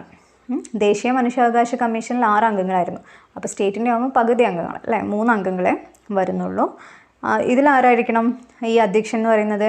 വിരമിച്ച ഹൈക്കോടതി ചീഫ് ജസ്റ്റിസ് അല്ലെങ്കിൽ ഹൈക്കോടതി ജഡ്ജി ആയിരിക്കും മനുഷ്യാവകാശ കമ്മീഷൻ്റെ അധ്യക്ഷനായിട്ട് വരുന്നത്. ഗവർണറാണ് കമ്മീഷൻ അംഗങ്ങളെ നിയമിക്കുന്നത്. അപ്പോൾ നേരത്തെ നമ്മൾ പറഞ്ഞതിൽ ദേശീയ മനുഷ്യാവകാശ കമ്മീഷൻ ആകുമ്പം അതിൽ ആരായിരുന്നു അധ്യക്ഷൻ എന്ന് പറയുന്നത്? ആരായിരുന്നു? വിരമിച്ച സുപ്രീം കോടതി ചീഫ് ജസ്റ്റിസ് അല്ലെങ്കിൽ സുപ്രീം കോടതി ജഡ്ജി ആയിരിക്കും എന്ന് പറഞ്ഞത്.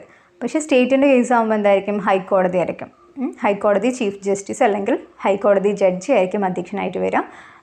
ദേശീയ തലത്തിൽ നോക്കുകയാണെങ്കിൽ സുപ്രീം കോടതിയത്തതായിരിക്കും. മറ്റേ സ്റ്റേറ്റിൻ്റെ ആകുമ്പോൾ എന്തായിരിക്കും? ഹൈക്കോടതി ആയിരിക്കും. അതേപോലെ ഈ മിക്ക കാര്യങ്ങളും, അതായത് ഈ സെൻട്രലിൽ വരുന്ന കുറേ കാര്യങ്ങളുടെയൊക്കെ ഒട്ടുമിക്കതിൻ്റെ നിയമിക്കുന്നത് ആരായിരിക്കും? പ്രസിഡൻ്റ് ആയിരിക്കും. സ്റ്റേറ്റിൻ്റെ വരുമ്പോഴും കൂടുതലും എന്തായിരിക്കും? ഗവർണറും ആയിരിക്കും. എല്ലാ കേസൊന്നും നമുക്ക് പറയാൻ പറ്റില്ല, പക്ഷേ ഒട്ടുമിക്ക കേസും എന്തായിരിക്കും? ഗവർണറായിരിക്കും നിയമിക്കുന്നുണ്ടായിരിക്കും. അപ്പോൾ ഇപ്പം നമുക്കിതൊരു കമ്പയർ ചെയ്യുകയാണെങ്കിൽ ഈ മനുഷ്യാവകാശ കമ്മീഷനെ തന്നെ കമ്പയർ ചെയ്ത് പറയുകയാണെങ്കിൽ ദേശീയ മനുഷ്യാവകാശ കമ്മീഷനിൽ നമ്മൾ പറഞ്ഞു ഫോം ചെയ്ത ഡേറ്റ് എന്നായിരുന്നു? 1993 ഒക്ടോബർ 12 ആയിരുന്നു അല്ലേ. സംസ്ഥാന മനുഷ്യാവകാശ കമ്മീഷനാണെങ്കിൽ 1998 ഡിസംബർ 11 പിന്നെ നമ്മൾ മെമ്പേഴ്സ് പറഞ്ഞു. ദേശീയ മനുഷ്യാവകാശ കമ്മീഷനിലെ 6 മെമ്പേഴ്സും സ്റ്റേറ്റ് എത്തിയപ്പം പകുതിയായല്ലേ, 3 മെമ്പേഴ്സുമാണുള്ളത്. ദേശീയ മനുഷ്യാവകാശ കമ്മീഷനിലെ അംഗങ്ങളെ നിയമിക്കുന്നത് ആരാണ്? പ്രസിഡൻ്റാണ്. സ്റ്റേറ്റിൻ്റെ ആണെങ്കിൽ ഗവർണറും ആയിരിക്കും നിയമിക്കുന്നുണ്ടായിരിക്കും. പിന്നെ അത്രയും കാര്യങ്ങളല്ലേ നമ്മൾ പറഞ്ഞത്. ഓക്കെ അല്ലേ? ഇതിലും നമ്മൾ പഠിച്ചു വെക്കണം, അതായത് ഫസ്റ്റത്തതും ലാസ്റ്റത്തതും പഠിച്ചു വെക്കണം. ഞാൻ ഇങ്ങനെ പറയില്ല, ലാസ്റ്റ് എന്ത് എല്ലാം കൂടെ ഒരു ടേബിളാക്കിയിട്ട് പറഞ്ഞു തരാം കേട്ടോ. ഓക്കെ, അപ്പം മനുഷ്യാവകാശ കമ്മീഷനും സെറ്റായി. ഇനി നമ്മൾ അടുത്ത് നോക്കുന്നത് ദേശീയ വനിതാ കമ്മീഷനെ പറ്റിയിട്ടാണ്. സമൂഹത്തിൽ സ്ത്രീകൾ അഭിമുഖീകരിക്കുന്ന വിവിധ പ്രശ്നങ്ങളിൽ ഇടപെട്ട് നിയമപരമായ പരിഹാരങ്ങൾ നിർദ്ദേശിക്കുകയും നടപടികൾ ശുപാർശ ചെയ്യുകയുമാണ് ദേശീയ വനിതാ കമ്മീഷൻ്റെ പ്രധാന ചുമതല. എന്താണ്? സമൂഹത്തിൽ സ്ത്രീകൾ അഭിമുഖീകരിക്കുന്ന പ്രശ്നങ്ങളിൽ ഇടപെടുകയും അതിൻ്റെ നിയമപരമായിട്ടുള്ള പരിഹാരങ്ങൾ നിർദ്ദേശിക്കുകയും അതിന് വേണ്ട നടപടികൾ സ്വീകരിക്കുകയും ചെയ്യുന്നതാണ് ദേശീയ വനിതാ കമ്മീഷൻ്റെ ചുമതല എന്ന് പറയുന്നത്. ദേശീയ വനിതാ കമ്മീഷൻ സ്ഥാപിതമായ ഡേറ്റ് 1992 ജനുവരി 31. ഡേറ്റൊക്കെ കണ്ട് നിങ്ങൾ ടെൻഷൻ ആവേണ്ട കേട്ടോ, അതൊക്കെ നമുക്ക് പഠിച്ചെടുക്കാവുന്നതേ ഉള്ളൂ.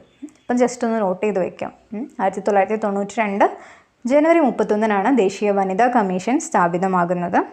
ചെയർപേഴ്സണും 5 അംഗങ്ങളും ഒരു മെമ്പർ സെക്രട്ടറിയും ഉൾപ്പെടുന്നതാണ് കമ്മീഷൻ. അപ്പം ഇതിലാണൊരു മെമ്പർ സെക്രട്ടറിനെ പറ്റി പറയുന്നത് കേട്ടോ. ഇതിലാണ് ദേശീയ വനിതാ കമ്മീഷനിൽ 6 അംഗങ്ങളുണ്ടായിരിക്കും ടോട്ടൽ അല്ലേ. ഒരു ചെയർപേഴ്സണും 5 അംഗങ്ങളും പിന്നെ ഒരു മെമ്പർ സെക്രട്ടറി ഉൾപ്പെടുന്നതാണ് കമ്മീഷൻ എന്ന് പറയുന്നത്. അപ്പോൾ ടോട്ടൽ 6 അംഗങ്ങളും ഒരു മെമ്പർ സെക്രട്ടറിയാണ് ദേശീയ വനിതാ കമ്മീഷനിൽ വരുന്നത്. ഈ അംഗങ്ങളെ നിയമിക്കുന്നത് ആരാണ്? കേന്ദ്ര സർക്കാരാണ് നിയമിക്കുന്നത്. ദേശീയ വനിതാ കമ്മീഷനിലെ അംഗങ്ങളെ നിയമിക്കുന്നത് കേന്ദ്ര സർക്കാരാണ്. 3 വർഷമാണ് അംഗങ്ങളുടെ ഔദ്യോഗിക കാലാവധി. സ്ത്രീകളുടെ സുരക്ഷയ്ക്കും തുല്യതയ്ക്കും അവകാശ സംരക്ഷണത്തിനുമായി വിപുലമായ അധികാരങ്ങളും ചുമതലകളുമാണ് ദേശീയ വനിതാ കമ്മീഷൻ ഉള്ളത്. അപ്പം ബേസിക് ആയിട്ടുള്ള കാര്യങ്ങൾ ഫോം ചെയ്തിട്ടുള്ളത് 1992 ജനുവരി 31.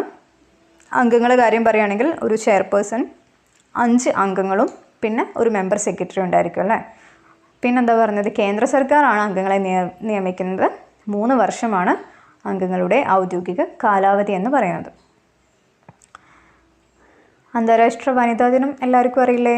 എന്നാണ് മാർച്ച് 8. അതേപോലെ നാഷണൽ വിമൻസ് ഡേ എന്ന് പറയുന്നത് ഈ ഫെബ്രുവരി 13 കേട്ടോ.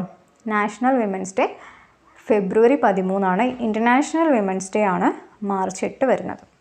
സ്ത്രീകളുടെ അവകാശങ്ങൾ സംരക്ഷിക്കുക, സ്ത്രീകൾക്കെതിരായ അക്രമങ്ങളും വിവേചനങ്ങളും തടയുക, സാമൂഹിക മുന്നേറ്റത്തിൽ സ്ത്രീകളുടെ പങ്കാളിത്തം ഉറപ്പുവരുത്തുക തുടങ്ങിയ ഉദ്ദേശ ലക്ഷ്യങ്ങളോടെയാണ് അന്താരാഷ്ട്ര വനിതാ ദിനം ആചരിക്കുന്നത്. മാർച്ച് 8 അന്താരാഷ്ട്ര വനിതാ ദിനം. സ്ത്രീകൾക്കെതിരായ അതിക്രമങ്ങൾ തടയുക, രാഷ്ട്രീയ, സാമൂഹിക, സാമ്പത്തിക രംഗങ്ങളിൽ എല്ലാതരം വിവേചനങ്ങൾക്കും അതീതമായി സ്ത്രീകളുടെ ശാക്തീകരണം ഉറപ്പുവരുത്തുക തുടങ്ങിയവ ഈ ദിനാചരണത്തിലൂടെ ഐക്യരാഷ്ട്ര സംഘടന ലക്ഷ്യം വയ്ക്കുന്നു. ദേശീയ വനിതാ കമ്മീഷൻ്റെ ആസ്ഥാനവും ന്യൂഡൽഹി തന്നെയാണ്. ഇനി നമ്മൾ വനിതാ കമ്മീഷൻ്റെ ചുമതലകളെ പറ്റി പറയുവാണെങ്കിൽ എന്തൊക്കെയാണ്? സ്ത്രീ സുരക്ഷയ്ക്കായുള്ള ഭരണഘടനാ വ്യവസ്ഥകളും നിയമങ്ങളും പരിശോധിക്കുക, സ്ത്രീകളുടെ അവകാശങ്ങൾ സംരക്ഷിക്കുന്നതിനായുള്ള നിയമനിർമ്മാണങ്ങൾക്ക് നിർദ്ദേശങ്ങൾ സമർപ്പിക്കുക, ലിംഗനീതി ഉറപ്പുവരുത്തുന്നതുമായി ബന്ധപ്പെട്ട പ്രവർത്തനങ്ങൾ, സ്ത്രീകൾ നേരിടുന്ന അസമത്വങ്ങളും വിവേചനങ്ങളും ഇല്ലാതാക്കുന്നതിനുള്ള നിർദ്ദേശങ്ങൾ നൽകുക, സ്ത്രീകൾ നേരിടുന്ന വിവിധ പ്രശ്നങ്ങളിൽ ഇടപെടുകയും പ്രശ്നപരിഹാരങ്ങൾ നിർദ്ദേശിക്കുകയും ചെയ്യുക, സ്ത്രീകളെ ബാധിക്കുന്ന വിഷയങ്ങളിലെ നയരൂപീകരണത്തിൽ സർക്കാരുകൾക്ക് ഉപദേശം നൽകുക. ഇവയൊക്കെയാണ് എന്ത് പറയുന്നത്? നമ്മുടെ ദേശീയ വനിതാ കമ്മീഷൻ്റെ ചുമതലകളായിട്ട് പറയുന്നത് അല്ലേ. സ്ത്രീകൾ നേരിടുന്ന പ്രശ്നങ്ങളെ അഭിസംബോധന ചെയ്യുവാനും അതേപോലെ തന്നെ അസമത്വങ്ങളൊക്കെ ഇല്ലാതാക്കാനൊക്കെ വേണ്ടിയിട്ട് സ്ത്രീകളുടെ അവകാശങ്ങൾക്കൊക്കെ വേണ്ടിയിട്ട് പ്രവർത്തിക്കുന്ന ഒരു സ്ഥാപനമാണ് വനിതാ കമ്മീഷൻ എന്ന് പറയുന്നത്.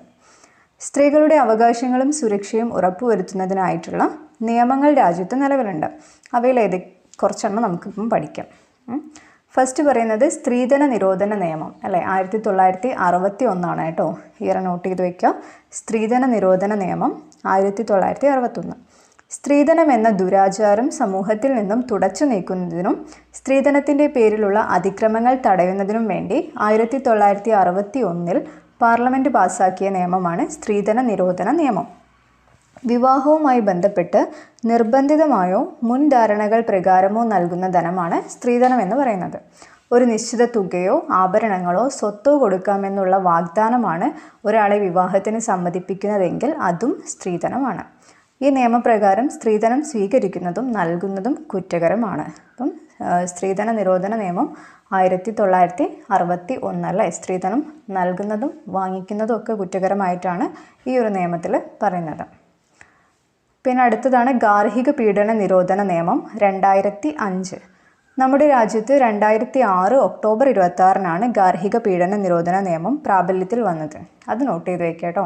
കാരണം അതിൻ്റെ നിയമത്തിൻ്റെ കൂടെ നമ്മൾ പറയുന്നത് 2005 ആണെങ്കിലും നിലവിൽ വരുന്നത് എപ്പോഴാണ്? 2006 ഒക്ടോബർ 26. അപ്പോൾ ആ ഒരു ഡേറ്റ് പഠിച്ചു വയ്ക്കണം. ജീവിത പങ്കാളിയിൽ നിന്നോ ബന്ധുക്കളിൽ നിന്നോ സ്ത്രീകൾ നേരിടേണ്ടി വരുന്ന പീഡനങ്ങളിൽ നിന്നും സംരക്ഷണം നൽകുന്നതാണ് ഈ നിയമം. സ്ത്രീത്വത്തെ അപമാനിക്കുന്നതും അപകടപ്പെടുത്തുന്നതുമായ എല്ലാ അതിക്രമങ്ങളും ഗാർഹിക പീഡനത്തിൻ്റെ വിശാല നിർവചനത്തിൽ ഉൾപ്പെടുത്തിയിട്ടുണ്ട്. ഗാർഹിക പീഡനത്തിന് ഇരയാകുന്ന സ്ത്രീകൾക്ക് സംരക്ഷണവും താമസവും സാമ്പത്തിക സമാശ്വാസ നടപടികളും ഈ നിയമം ഉറപ്പുവരുത്തുന്നുണ്ട്.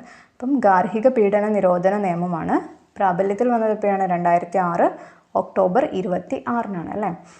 ഗാർഹിക പീഡനത്തിൽ നിന്നുള്ള സംരക്ഷണമാണ് ഇതിൽ പറയുന്നത്. ഓക്കെ, ഇനി നമുക്ക് സംസ്ഥാന വനിതാ കമ്മീഷൻ അല്ല. ഇപ്പം നമ്മളിതുവരെ പറഞ്ഞത് ദേശീയ വനിതാ കമ്മീഷനെ പറ്റിയിട്ടായിരുന്നു. അതേപോലെ സംസ്ഥാനങ്ങൾക്കും എന്തുണ്ട്? വനിതാ കമ്മീഷൻ ഉണ്ട്. 1996 മാർച്ച് 14 കേരള സംസ്ഥാന വനിതാ കമ്മീഷൻ നിലവിൽ വന്നത്. തിരുവനന്തപുരമാണ് ആസ്ഥാനം. കമ്മീഷൻ്റെ ആദ്യത്തെ ചെയർപേഴ്സൺ കവയിത്രി സുഗതകുമാരി ആയിരുന്നു. ചെയർപേഴ്സണെ കൂടാതെ 4 അംഗങ്ങൾ ചേർന്നതാണ് സംസ്ഥാന വനിതാ കമ്മീഷൻ. 5 വർഷമാണ് അംഗങ്ങളുടെ ഔദ്യോഗിക കാലാവധി. സ്ത്രീകൾ അഭിമുഖീകരിക്കുന്ന നീതി നിഷേധങ്ങൾ ഉൾപ്പെടെയുള്ള വിവിധങ്ങളായ പ്രശ്നങ്ങളിൽ ഇടപെടുകയും ഉചിതമായ തീരുമാനങ്ങൾ നിർദ്ദേശിക്കുകയും ചെയ്യുക, അതുമായി ബന്ധപ്പെട്ട നടപടിക്രമങ്ങളിൽ സർക്കാരിന് റിപ്പോർട്ട് നൽകുക തുടങ്ങിയവയാണ് കമ്മീഷൻ്റെ ചുമതലകളെന്ന് പറയുന്നത്. അപ്പോൾ സംസ്ഥാന വനിതാ കമ്മീഷൻ കേരളത്തിൻ്റെ നിലവിൽ വന്ന ഡേറ്റ് എന്നാണ്? 1996 മാർച്ച് 14 അല്ലേ. എവിടെയാണ് ആസ്ഥാനം? തിരുവനന്തപുരമാണ് ആസ്ഥാനമായിട്ട് പറയുന്നത്. പിന്നെ ആദ്യത്തെ ചെയർപേഴ്സൺ എന്ന് പറയുന്നത് സംസ്ഥാന വനിതാ കമ്മീഷൻ്റെ ആദ്യത്തെ ചെയർപേഴ്സൺ ആരായിരുന്നു? സുഗതകുമാരിയാണ് അല്ലേ. അതും പഠിച്ചു വയ്ക്കണം. പിന്നെ എത്ര അംഗങ്ങളാണെന്ന് ചോദിച്ചാൽ ടോട്ടൽ 5 അംഗങ്ങളാണ് വരുന്നത്. ഒരു ചെയർപേഴ്സണും 4 വേറെ മറ്റ് അംഗങ്ങളും ചേർന്നതാണ് വനിതാ കമ്മീഷൻ എന്ന് പറയുന്നത്. പിന്നെ 5 വർഷമാണ് അവരുടെ കാലാവധി എന്നും പറയുന്നത്. കേന്ദ്രത്തിലുള്ള പോലെ തന്നെ സ്ത്രീകളുടെ വിവിധങ്ങളായ പ്രശ്നങ്ങളിൽ ഇടപെടുകയും അതിന് പരിഹാരം നിർദ്ദേശിക്കുകയും ഒക്കെ തന്നെയാണ് അതിൻ്റെ ചുമതലകളിൽ വരുന്നത്. അപ്പം ദേശീയ അതേപോലെ സംസ്ഥാന വനിതാ കമ്മീഷനും ക്ലിയർ ആണെന്ന് വിചാരിക്കുന്നു. ഇനി നമ്മൾ ദേശീയ ന്യൂനപക്ഷ കമ്മീഷനെ പറ്റിയിട്ടാണ് പഠിക്കുന്നത്. രാജ്യത്തെ ന്യൂനപക്ഷങ്ങളുടെ താൽപ്പര്യങ്ങൾ സംരക്ഷിച്ച് അവരുടെ ക്ഷേമത്തിനായുള്ള നിയമങ്ങൾ ഫലപ്രദമായി നടപ്പിലാക്കപ്പെടുന്നുവെന്ന് ഉറപ്പുവരുത്തുന്നതിന് വേണ്ടി രൂപീകരിക്കപ്പെട്ട സ്ഥാപനമാണ് ദേശീയ ന്യൂനപക്ഷ കമ്മീഷൻ. മത, ഭാഷ, സാംസ്കാരിക ന്യൂനപക്ഷങ്ങളുടെ അവകാശങ്ങൾ സംരക്ഷിച്ച് ആ വിഭാഗങ്ങളുടെ ക്ഷേമം ഉറപ്പുവരുത്തുക എന്നതാണ് കമ്മീഷൻ്റെ സുപ്രധാന ചുമതല. ഇപ്പം ന്യൂനപക്ഷം എന്ന് വെച്ചാൽ എന്താണ്? അതായത് എണ്ണത്തിൽ കുറവുള്ള ആൾക്കാരല്ലേ, മെജോറിറ്റി അല്ലാണ്ട് മൈനോറിറ്റി എന്ന് പറയുന്നതാണ് കുറവുള്ള ആൾക്കാർ. അപ്പോൾ അവരുടെ താല്പര്യങ്ങൾക്ക് സംരക്ഷണം കൊടുക്കാൻ വേണ്ടിയിട്ടാണ് ഈ ഒരു കമ്മീഷൻ വന്നിട്ടുള്ളത്. ഏതൊക്കെ തലത്തിൽ പറഞ്ഞാൽ നമുക്ക് മത, ഭാഷ, സാംസ്കാരിക ന്യൂനപക്ഷങ്ങളുടെ അവകാശങ്ങളൊക്കെയാണ് ഇവരെ സംരക്ഷിക്കുന്നത്. 1993 മെയ് 17 ദേശീയ ന്യൂനപക്ഷ കമ്മീഷൻ നിലവിൽ വന്നത്. അടുത്ത ഡേറ്റാണ്. ദേശീയ ന്യൂനപക്ഷ കമ്മീഷൻ നിലവിൽ വന്ന ഡേറ്റ് 1993 മെയ് 17. ചെയർപേഴ്സണും വൈസ് ചെയർപേഴ്സണും 5 അംഗങ്ങളും ഉൾപ്പെടുന്നതാണ് കമ്മീഷൻ. കേന്ദ്ര ഗവൺമെൻറ്റാണ് ഇവരെ നാമനിർദ്ദേശം ചെയ്യുന്നത്. രാഷ്ട്രപതിയാണ് കമ്മീഷൻ അംഗങ്ങളെ നിയമിക്കുന്നത്. 3 വർഷമാണ് അംഗങ്ങളുടെ ഔദ്യോഗിക കാലാവധി. ദേശീയ ന്യൂനപക്ഷ കമ്മീഷന് വിപുലമായ അധികാരങ്ങളും ചുമതലകളുമാണ് നിർവഹിക്കാനുള്ളത്. അപ്പം ദേശീയ ന്യൂനപക്ഷ കമ്മീഷൻ നിലവിൽ വന്നത് 1993 മെയ് 17. മെയ് 17 ഡേറ്റ് നിങ്ങൾ വേറെ എവിടെയെങ്കിലും പഠിച്ചിട്ടുണ്ടോ? 1998 മെയ് 17 പ്രത്യേകത എന്താണെന്ന് നിങ്ങൾക്ക് അറിയെങ്കിൽ കമൻറ്റ് ചെയ്യുക കേട്ടോ. 1998 മെയ് 17 അന്ന് എന്തെങ്കിലും സംഭവിച്ചിട്ടുണ്ടോ എന്നുള്ളതൊന്ന് അറിയുമെങ്കിൽ കമൻറ്റ് ചെയ്യും. അപ്പം മെയ് 17 1993 മെയ് 17 ദേശീയ ന്യൂനപക്ഷ കമ്മീഷൻ നിലവിൽ വന്നത്. ചെയർപേഴ്സണും വൈസ് ചെയർപേഴ്സണും 5 അംഗങ്ങളും ആണ് ഉൾപ്പെടുന്നത്. ചെയർപേഴ്സൺ ഉണ്ട്, വൈസ് ചെയർപേഴ്സൺ ഉണ്ട്, അത് കൂടാതെ 5 അംഗങ്ങളാണ്. അങ്ങനെ ടോട്ടൽ 7 മെമ്പേഴ്സാണ് ഈ ഒരു കമ്മിറ്റിയിൽ വരുന്നത്. പിന്നെ ഇവരെ നാമനിർദ്ദേശം ചെയ്യുന്നത് അതങ്ങനെ എടുത്ത് പറയുന്നുണ്ട് കേട്ടോ. കേന്ദ്ര ഗവൺമെൻറ് എന്ത് ചെയ്യുന്നുണ്ട്? നാമനിർദ്ദേശം ചെയ്യുന്നുണ്ട്. എന്നിട്ട് രാഷ്ട്രപതിയാണ് അംഗങ്ങളെ നിയമിക്കുന്നത്. കേന്ദ്ര ഗവൺമെൻറ് നോമിനേറ്റ് ചെയ്യും, എന്നിട്ട് രാഷ്ട്രപതിയാണ് എന്ത് ചെയ്യുന്നത്? അംഗങ്ങളെ നിയമിക്കുന്നത്. ഇവരുടെ കാലാവധി എന്ന് പറയുന്നത് 3 വർഷമാണ് അല്ലേ. 3 വർഷമാണ് ദേശീയ ന്യൂനപക്ഷ കമ്മീഷൻ്റെ കാലാവധി വരുന്നത്. ഇനി ചുമതലകൾ നമുക്ക് നോക്കാനുണ്ട്. എന്തൊക്കെയാണ്?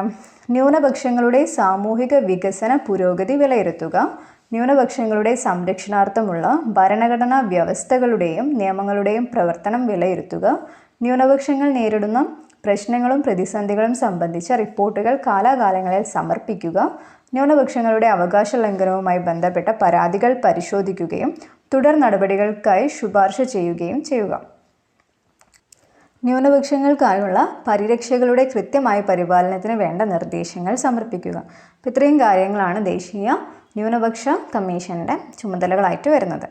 ഇനി നമ്മൾ സംസ്ഥാന ന്യൂനപക്ഷ കമ്മീഷനെ പറ്റിയിട്ടാണ് നോക്കുന്നത്. നമുക്ക് കേന്ദ്രത്തിലുള്ളതുപോലെ തന്നെ സംസ്ഥാനങ്ങൾക്കും ന്യൂനപക്ഷ കമ്മീഷനുകളുണ്ട്. 2013 കേരള സംസ്ഥാന ന്യൂനപക്ഷ കമ്മീഷൻ നിലവിൽ വന്നത്. കറക്റ്റ് ഡേറ്റ് പറയുവാണെങ്കിൽ 2013 മെയ് 15 കേട്ടോ. ചെയർപേഴ്സണും വൈസ് ചെയർപേഴ്സണും ഉൾപ്പെടെ 4 അംഗങ്ങളാണ് കമ്മീഷനിലുള്ളത്. നമ്മൾ ദേശീയ തലത്തിൽ പറഞ്ഞപ്പം 7 മെമ്പേഴ്സ് ആയിരുന്നു അല്ലേ ഉണ്ടായിരുന്നത്. സംസ്ഥാന തലത്തിലാണെങ്കിൽ 4 അംഗങ്ങളാണ് കമ്മീഷനിൽ വരുന്നത്. ഇവരെ നാമനിർദ്ദേശം ചെയ്യുന്നത് സംസ്ഥാന ഗവൺമെൻറ് ആണ്. 3 വർഷമാണ് അംഗങ്ങളുടെ ഔദ്യോഗിക കാലാവധി. ഭരണഘടനാനുസൃതമായി മതഭാഷാ ന്യൂനപക്ഷങ്ങൾക്ക് അനുവദിക്കപ്പെട്ട അവകാശങ്ങൾ ലഭിക്കുന്നുണ്ടെന്ന് ഉറപ്പുവരുത്തുന്നത് ന്യൂനപക്ഷ കമ്മീഷൻ്റെ ചുമതലയാണ്. ഈ വിഭാഗങ്ങൾക്ക് വിദ്യാഭ്യാസ സ്ഥാപനങ്ങൾ ആരംഭിക്കുന്നതിനും നടത്തുന്നതിനും നടപടികൾ ശുപാർശ ചെയ്യുന്നത് കമ്മീഷനാണ്. 2013 മെയ് 15 കേരള സംസ്ഥാന ന്യൂനപക്ഷ കമ്മീഷൻ നിലവിൽ വന്നത്. ടോട്ടൽ എത്ര മെമ്പേഴ്സ് ഉണ്ടെന്ന് ചോദിച്ചാൽ 4 അംഗങ്ങളാണുള്ളത്. പിന്നെ ഇവരെ നാമനിർദ്ദേശം ചെയ്യുന്നത് ആരാണ്? സംസ്ഥാന ഗവൺമെൻറ് ആയിരിക്കും. കാലാവധി എന്ന് പറയുന്നത് 3 വർഷമാണ്.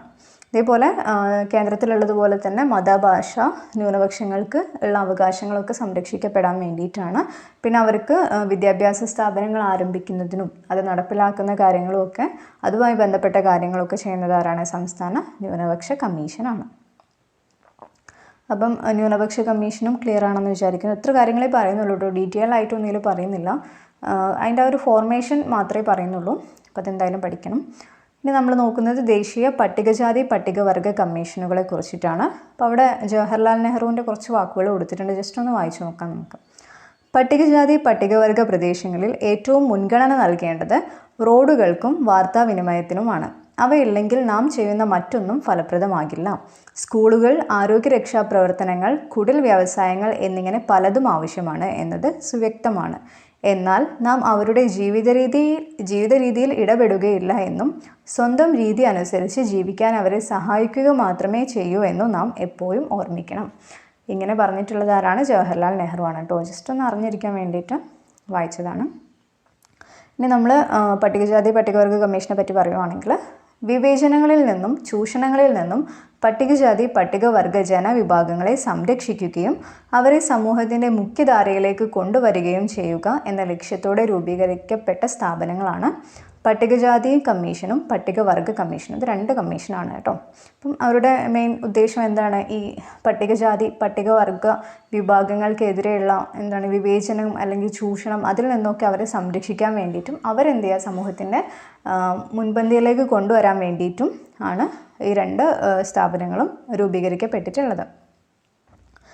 ഇതിനോടൊപ്പം അവരുടെ സാംസ്കാരിക വൈവിധ്യങ്ങളും സവിശേഷതകളും സംരക്ഷിക്കുക എന്നതും പ്രധാനമാണ്. 2004 2 കമ്മീഷനും നിലവിൽ വന്നത്. ചെയർപേഴ്സണും വൈസ് ചെയർപേഴ്സണും മറ്റു 3 അംഗങ്ങളും ഉൾപ്പെടുന്നതാണ് കമ്മീഷൻ. രാഷ്ട്രപതിയാണ് കമ്മീഷൻ അംഗങ്ങളെ നിയമിക്കുന്നത്. 3 വർഷമാണ് അംഗങ്ങളുടെ ഔദ്യോഗിക കാലാവധി എന്ന് പറയുന്നത്. അപ്പം ഇത് ഒരു ഭരണഘടനാ സ്ഥാപനമാണ് കേട്ടോ. പട്ടികജാതി കമ്മീഷനും പട്ടികവർഗ കമ്മീഷനും ആർട്ടിക്കിൾ വരുന്നത് 338. പട്ടികജാതി കമ്മീഷൻ്റെ ആർട്ടിക്കിളാണ് 338. പട്ടികവർഗ കമ്മീഷൻ്റെ നമ്മൾ 338A എന്ന് പറയും. ഓക്കെ. പിന്നെ 2004 2 കമ്മീഷനും ആരംഭിക്കുന്നത്. 2004 ഫെബ്രുവരി 19 കേട്ടോ. പിന്നെ അംഗങ്ങളുടെ കേസ് നമ്മൾ പറഞ്ഞു. എത്ര പേരാ? 3 അംഗങ്ങളും ഒരു ചെയർപേഴ്സണും ഒരു വൈസ് ചെയർപേഴ്സണും. ടോട്ടൽ 5 അംഗങ്ങളാണ് 2 കമ്മിറ്റിയിലും വരുന്നത്. പിന്നെ ഇവർ അംഗങ്ങളെ നിയമിക്കുന്നത് ആരാണ്? രാഷ്ട്രപതിയാണ്. കാലാവധി 3 വർഷവുമാണല്ലേ. പഠിച്ചു വയ്ക്കാം. അതിൻ്റെ അണ്ടറിൽ വരുന്ന നിയമമുണ്ട്.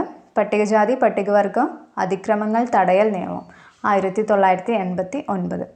പട്ടികജാതി പട്ടികവർഗങ്ങൾക്കെതിരെയുള്ള അതിക്രമങ്ങൾ തടയുക, ഇത്തരം കുറ്റകൃത്യങ്ങൾ കൈകാര്യം ചെയ്യുന്നതിന് പ്രത്യേക കോടതികൾ സ്ഥാപിക്കുക, ഇവരുടെ സ്വാസ്ഥ്യത്തിനും പുനരധിവാസത്തിനും നടപടികൾ സ്വീകരിക്കുക തുടങ്ങിയ ഉദ്ദേശങ്ങളോടെ നിലവിൽ വന്ന നിയമമാണ് പട്ടികജാതി പട്ടികവർഗ അതിക്രമങ്ങൾ തടയൽ നിയമം. അപ്പോൾ 1989 ഒരു നിയമം വന്നു അല്ലേ, പട്ടികജാതി പട്ടികവർഗ അതിക്രമങ്ങൾ തടയൽ നിയമം. അതിലെന്തൊക്കെയാണ് പറയുന്നത്? ഈ ജനവിഭാഗത്തിനെതിരെയുള്ള അതിക്രമങ്ങൾ തടയുക, പിന്നെ അതേപോലെ ഇങ്ങനെയുള്ള ആ ഒരു കാറ്റഗറിയിൽ വരുന്ന കുറ്റങ്ങളൊക്കെ ഡീൽ ചെയ്യാൻ വേണ്ടിയിട്ട് എന്ത് ചെയ്യണം? ഒരു പ്രത്യേക കോടതികൾ സ്ഥാപിക്കുക. പിന്നെ ഇവരുടെ സ്വാസ്ഥ്യത്തിനും പുനരധിവാസത്തിനും വേണ്ടിയിട്ടുള്ള നടപടികൾ സ്വീകരിക്കുക. അങ്ങനത്തെ കാര്യങ്ങളൊക്കെയാണ് ഇവരുടെ ലക്ഷ്യങ്ങളെന്ന് പറയും. അങ്ങനത്തെ ഉദ്ദേശത്തോടെയാണ് ഈ നിയമം വന്നിട്ടുള്ളത്. 1989 ഈ നിയമം നിലവിൽ വന്നത്. ഈ നിയമം പട്ടിക വിഭാഗങ്ങൾക്കു നേരെയുള്ള അതിക്രമങ്ങളും നിയമലംഘനങ്ങളും എന്തെന്നും കുറ്റക്കാർക്കുള്ള ശിക്ഷാ നടപടികൾ എന്തെല്ലാമെന്നും ഇവരുടെ പുനരധിവാസം എങ്ങനെയായിരിക്കണമെന്നുമാണ് പറയുന്നത്. അപ്പം ഇവർക്കെതിരെ ഉണ്ടാവുന്ന കുറ്റകൃത്യങ്ങൾ എന്തൊക്കെയാണെന്നും അങ്ങനെ ചെയ്യുന്നവർക്ക് എതിരെയുള്ള നടപടികൾ എന്തൊക്കെയാണെന്നും പിന്നെ ഇവരുടെ പുനരധിവാസം എങ്ങനെയായിരിക്കണം അങ്ങനത്തെ കാര്യങ്ങളൊക്കെയാണ് ഈ ഒരു നിയമത്തിൽ പറയുന്നത്. പിന്നെ നമുക്ക് ഈ പട്ടികജാതി പട്ടികവർഗ കമ്മീഷൻ്റെ ചുമതലകളും കൂടെ നോക്കാം. പട്ടികജാതി പട്ടികവർഗ വിഭാഗങ്ങൾക്കെതിരെയുള്ള അതിക്രമങ്ങളുമായി ബന്ധപ്പെട്ട പരാതികൾ അന്വേഷിക്കുക ഈ കമ്മീഷൻ്റെ ചുമതലയാണ്. പിന്നെ പട്ടികജാതി പട്ടികവർഗ വിഭാഗങ്ങളുടെ ക്ഷേമം, സംരക്ഷണം, ഉന്നമനം എന്നിവ ലക്ഷ്യമാക്കിയുള്ള പ്രവർത്തനങ്ങൾ ഏകോപിപ്പിക്കുക. പട്ടികജാതി പട്ടികവർഗ വിഭാഗങ്ങൾ നേരിടുന്ന വെല്ലുവിളികൾ പരിഹരിക്കുന്നതിനുള്ള മാർഗനിർദ്ദേശങ്ങൾ സർക്കാരുകൾക്ക് സമർപ്പിക്കുക. പട്ടികജാതി പട്ടികവർഗ ക്ഷേമത്തിനായുള്ള ഭരണഘടനാ വ്യവസ്ഥകളും നിയമങ്ങളും കാര്യക്ഷമമായി നടപ്പിലാക്കുന്നുവെന്ന് വിലയിരുത്തുക. ഇത്രയും കാര്യങ്ങളാണ് അവരുടെ ചുമതലകൾ വരുന്നത്. ഇതൊന്നും നമുക്കങ്ങനെ പഠിക്കല്ല, മനസ്സിലാക്കി വയ്ക്കാവുന്ന കാര്യമേ ഉള്ളൂ. അതുകൊണ്ടാണ് വായിച്ചിട്ട് പോകുന്നത് കേട്ടോ. ഇനി നമുക്ക് ഇതേപോലെ സംസ്ഥാനങ്ങളിലും പട്ടികജാതി പട്ടികവർഗ കമ്മീഷനുകളുണ്ട്. കേരളത്തിലെ പട്ടികജാതി പട്ടിക ഗോത്രവർഗ വിഭാഗത്തിൽ പെടുന്നവരുടെ ക്ഷേമവും സംരക്ഷണവും ഉറപ്പാക്കുക എന്ന ലക്ഷ്യത്തോടെ രൂപവൽക്കരിക്കപ്പെട്ട സ്ഥാപനമാണ് കേരള പട്ടികജാതി പട്ടിക ഗോത്രവർഗ കമ്മീഷൻ. ചെയർപേഴ്സണും മറ്റു 2 അംഗങ്ങളും ഉൾപ്പെടുന്നതാണ് കമ്മീഷൻ. ഗവർണറാണ് ഇവരെ നിയമിക്കുന്നത്. 3 വർഷമാണ് അംഗങ്ങളുടെ ഔദ്യോഗിക കാലാവധി. പട്ടികജാതി പട്ടികവർഗ വിഭാഗങ്ങളുടെ അവകാശങ്ങൾ നിഷേധിക്കപ്പെടുന്നതുമായി ബന്ധപ്പെട്ട പരാതികളിൽ അന്വേഷണം നടത്തുകയും അനന്തര നടപടികൾ ശുപാർശ ചെയ്യുകയുമാണ് പ്രധാന ചുമതല. കൂടാതെ പ്രസ്തുത വിഭാഗങ്ങളുടെ സാമൂഹിക സാമ്പത്തിക സ്ഥിതി വിലയിരുത്തുകയും അവരുടെ പുരോഗതി ഉറപ്പാക്കുന്നതുമായ ബന്ധപ്പെട്ട നിർദ്ദേശങ്ങൾ നൽകുന്നതും കമ്മീഷൻ്റെ ചുമതലകളിൽ പെടുന്നുണ്ട്.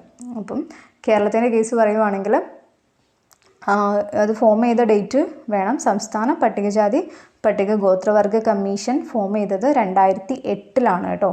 2008 നോട്ട് ചെയ്ത് വെക്കണം. പിന്നെ അംഗങ്ങൾ പറയുവാണെങ്കിൽ ചെയർപേഴ്സണും മറ്റു 2 അംഗങ്ങളും. അങ്ങനെ എത്രയാണ് ടോട്ടൽ 3 അംഗങ്ങളെയാണ് ഇതിൽ പറയുന്നത്. ചെയർപേഴ്സണും മറ്റു 2 അംഗങ്ങളും ഉൾപ്പെടുന്നതാണ് കമ്മീഷൻ എന്ന് പറയുന്നത്. ഇവരെ നിയമിക്കുന്നത് ഗവർണറാണ്. കാലാവധി എന്ന് പറയുന്നത് 3 വർഷവുമാണ് കേട്ടോ.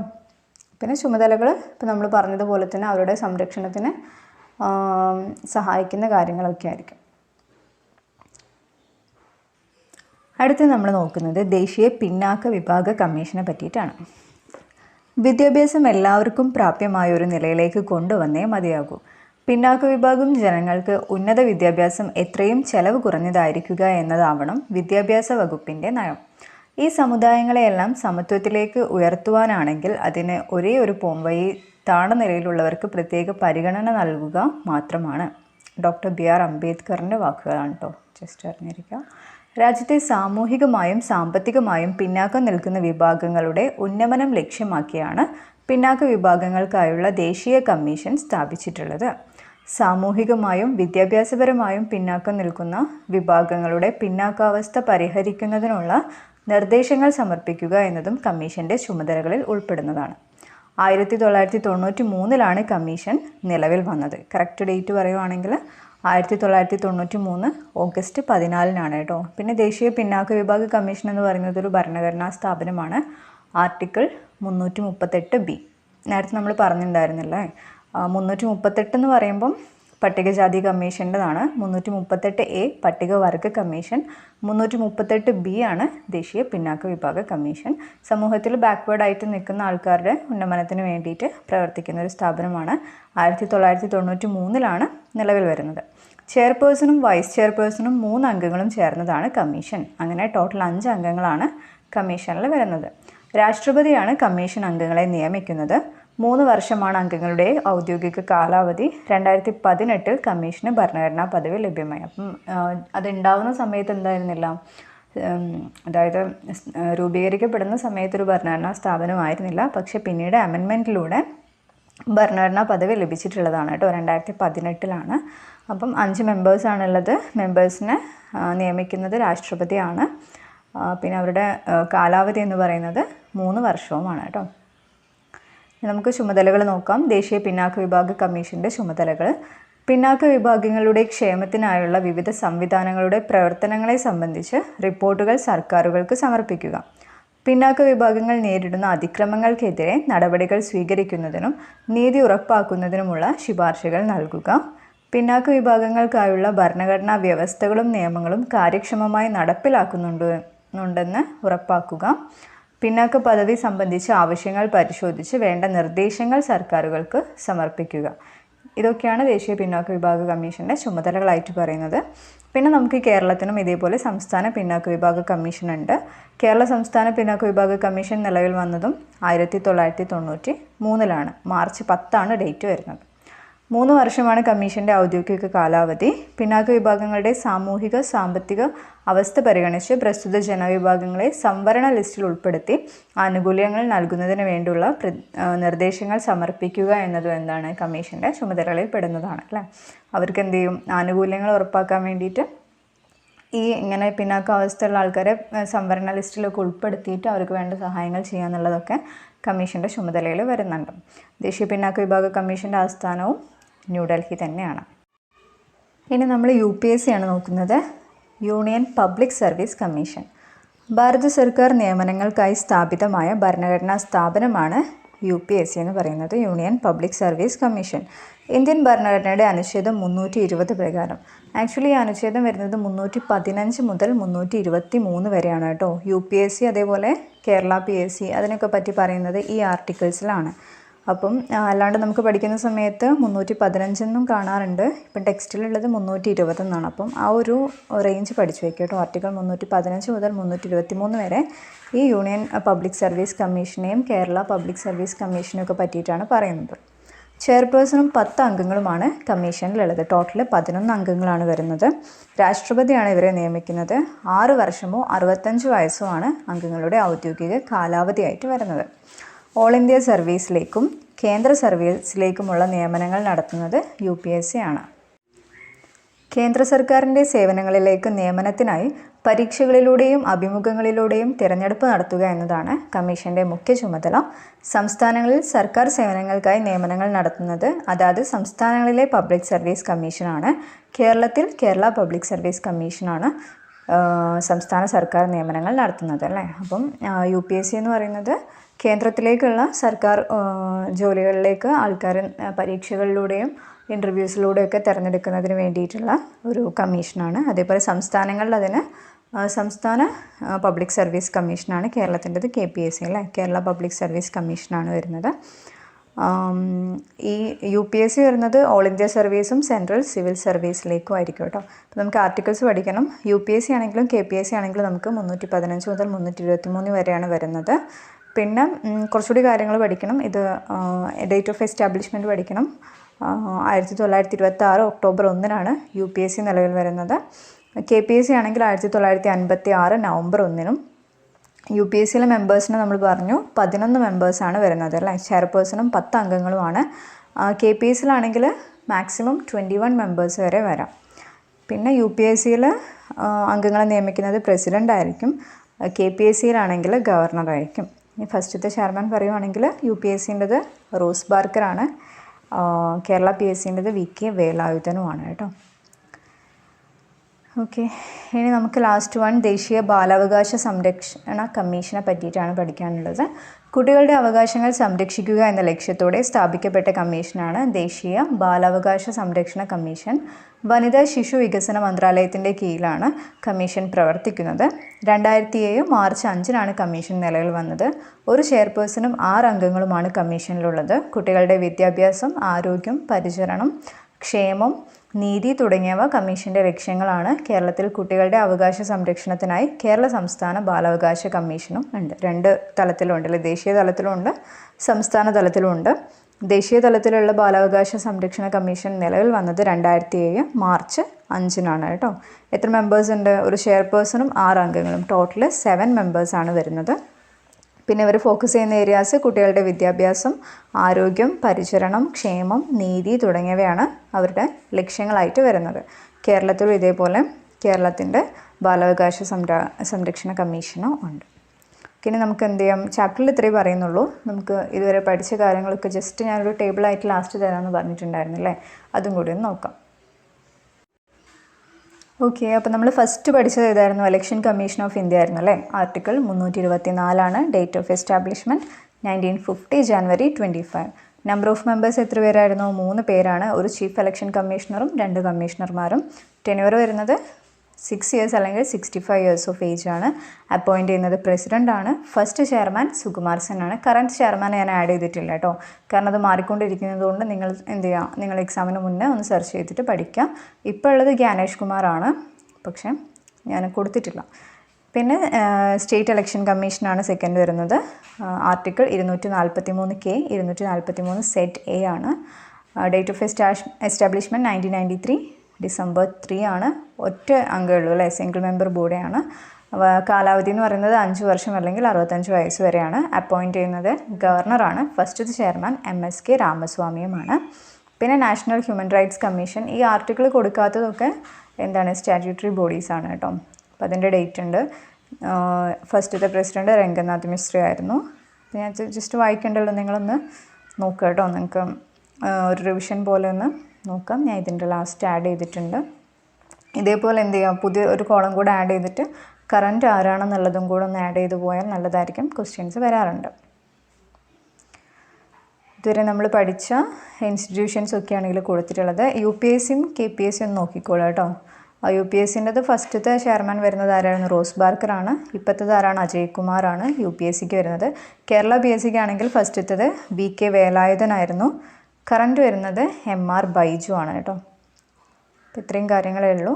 അപ്പം വീഡിയോ നിങ്ങൾക്ക് യൂസ്ഫുൾ ആയിട്ടുണ്ടാവുമെന്ന് വിചാരിക്കുന്നു. വീഡിയോ യൂസ്ഫുൾ ആയിട്ടുണ്ടെങ്കിൽ ലൈക്ക് ചെയ്യുക, സബ്സ്ക്രൈബ് ചെയ്യുക, സപ്പോർട്ട് ചെയ്യുക. Thank you for watching.